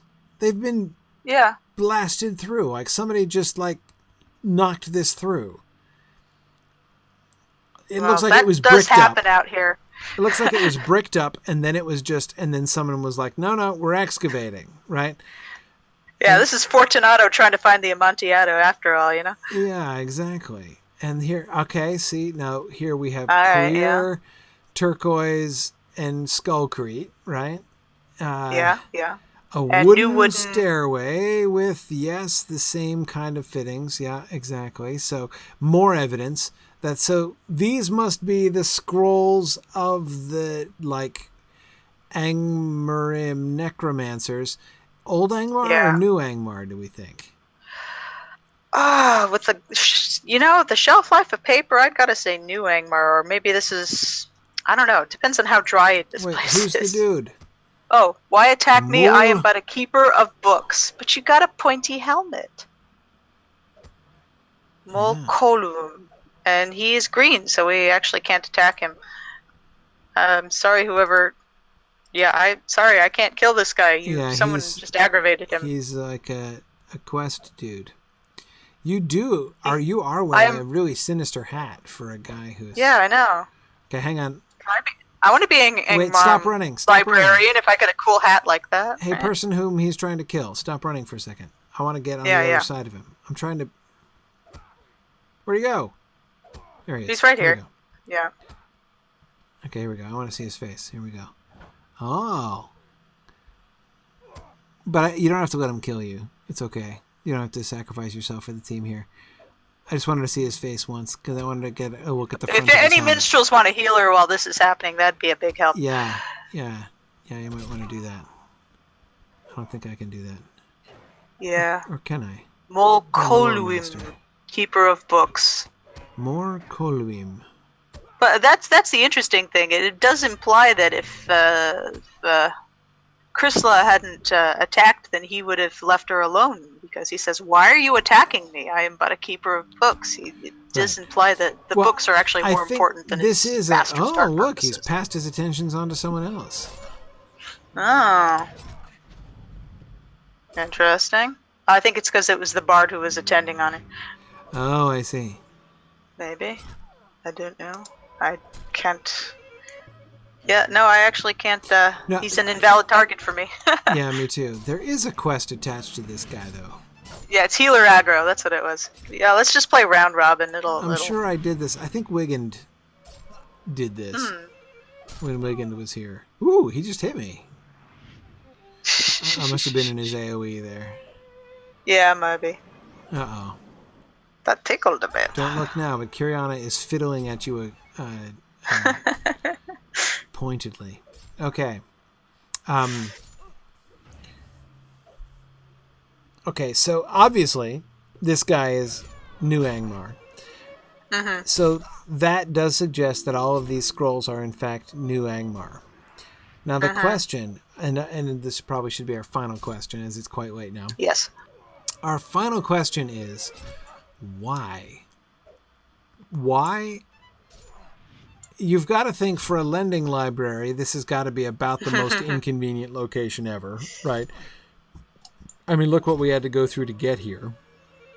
Yeah, definitely. So this is far from a convenient spot. And of course, I'm joking about a lending library. It would presumably be they would want it to be hidden, right? They've chosen the tombs of the dead in which to build their library. This body of nasty water is not conducive to a good atmosphere for keeping paper. Yes, it turns out not to have been. Oh, look. When do we fight? He's growing weary of waiting. Necromancers. Not a book lover, apparently. Yes, exactly. All right. Yeah, this is. These guys are not like posting for one of those library read posters. Need to attack Esteldean They know about the worst kept secret in the North Downs? Not Esteldean. I thought it was so well kept a hidden secret. Absolutely.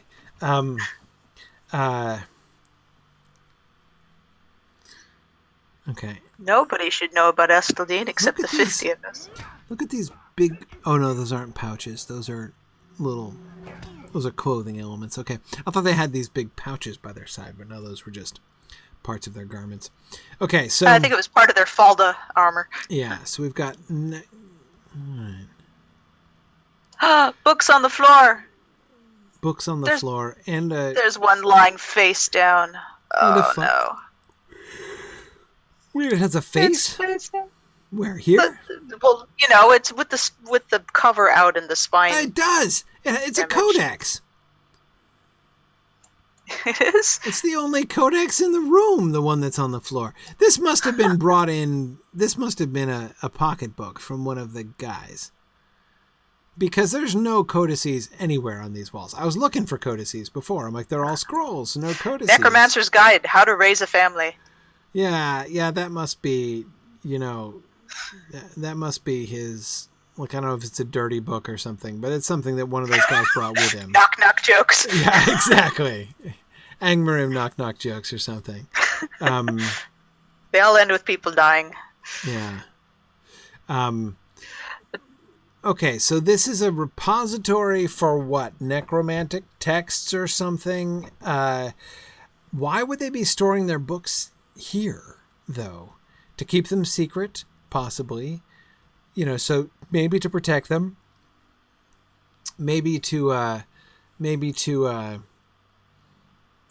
can't imagine that there's ritual power in this. I can imagine there's ritual power in this place. I can't understand why storing your books in the place would have anything to do with... Oh, Alastro apparently found the quest text for this particular room. It said, the papers you found bear the mark of the Lord of Angmar, this Lord Mulkolum, who's the librarian in the pointy hat. Yeah. Who calls himself Keeper of Books, seems to be responsible for managing all the trade and supplies that move to and from Angmar to the orc armies in the North Downs. If he were to be defeated, we may be able to stop these supply lines. So what, these are receipts? These are supply lists? Oh, that is anticlimactic. That is disappointing. That's lame. Keeper of the books. He's a bookkeeper. He's a bookkeeper? Literally a bookkeeper. Man. He's a bureaucrat? This guy? This is a tomb of red tape. Tarloniel says killing the head accountant will totally save the day. No wonder he had a pointy evil hat. Yeah. JJ says the fire is for him to cook the books.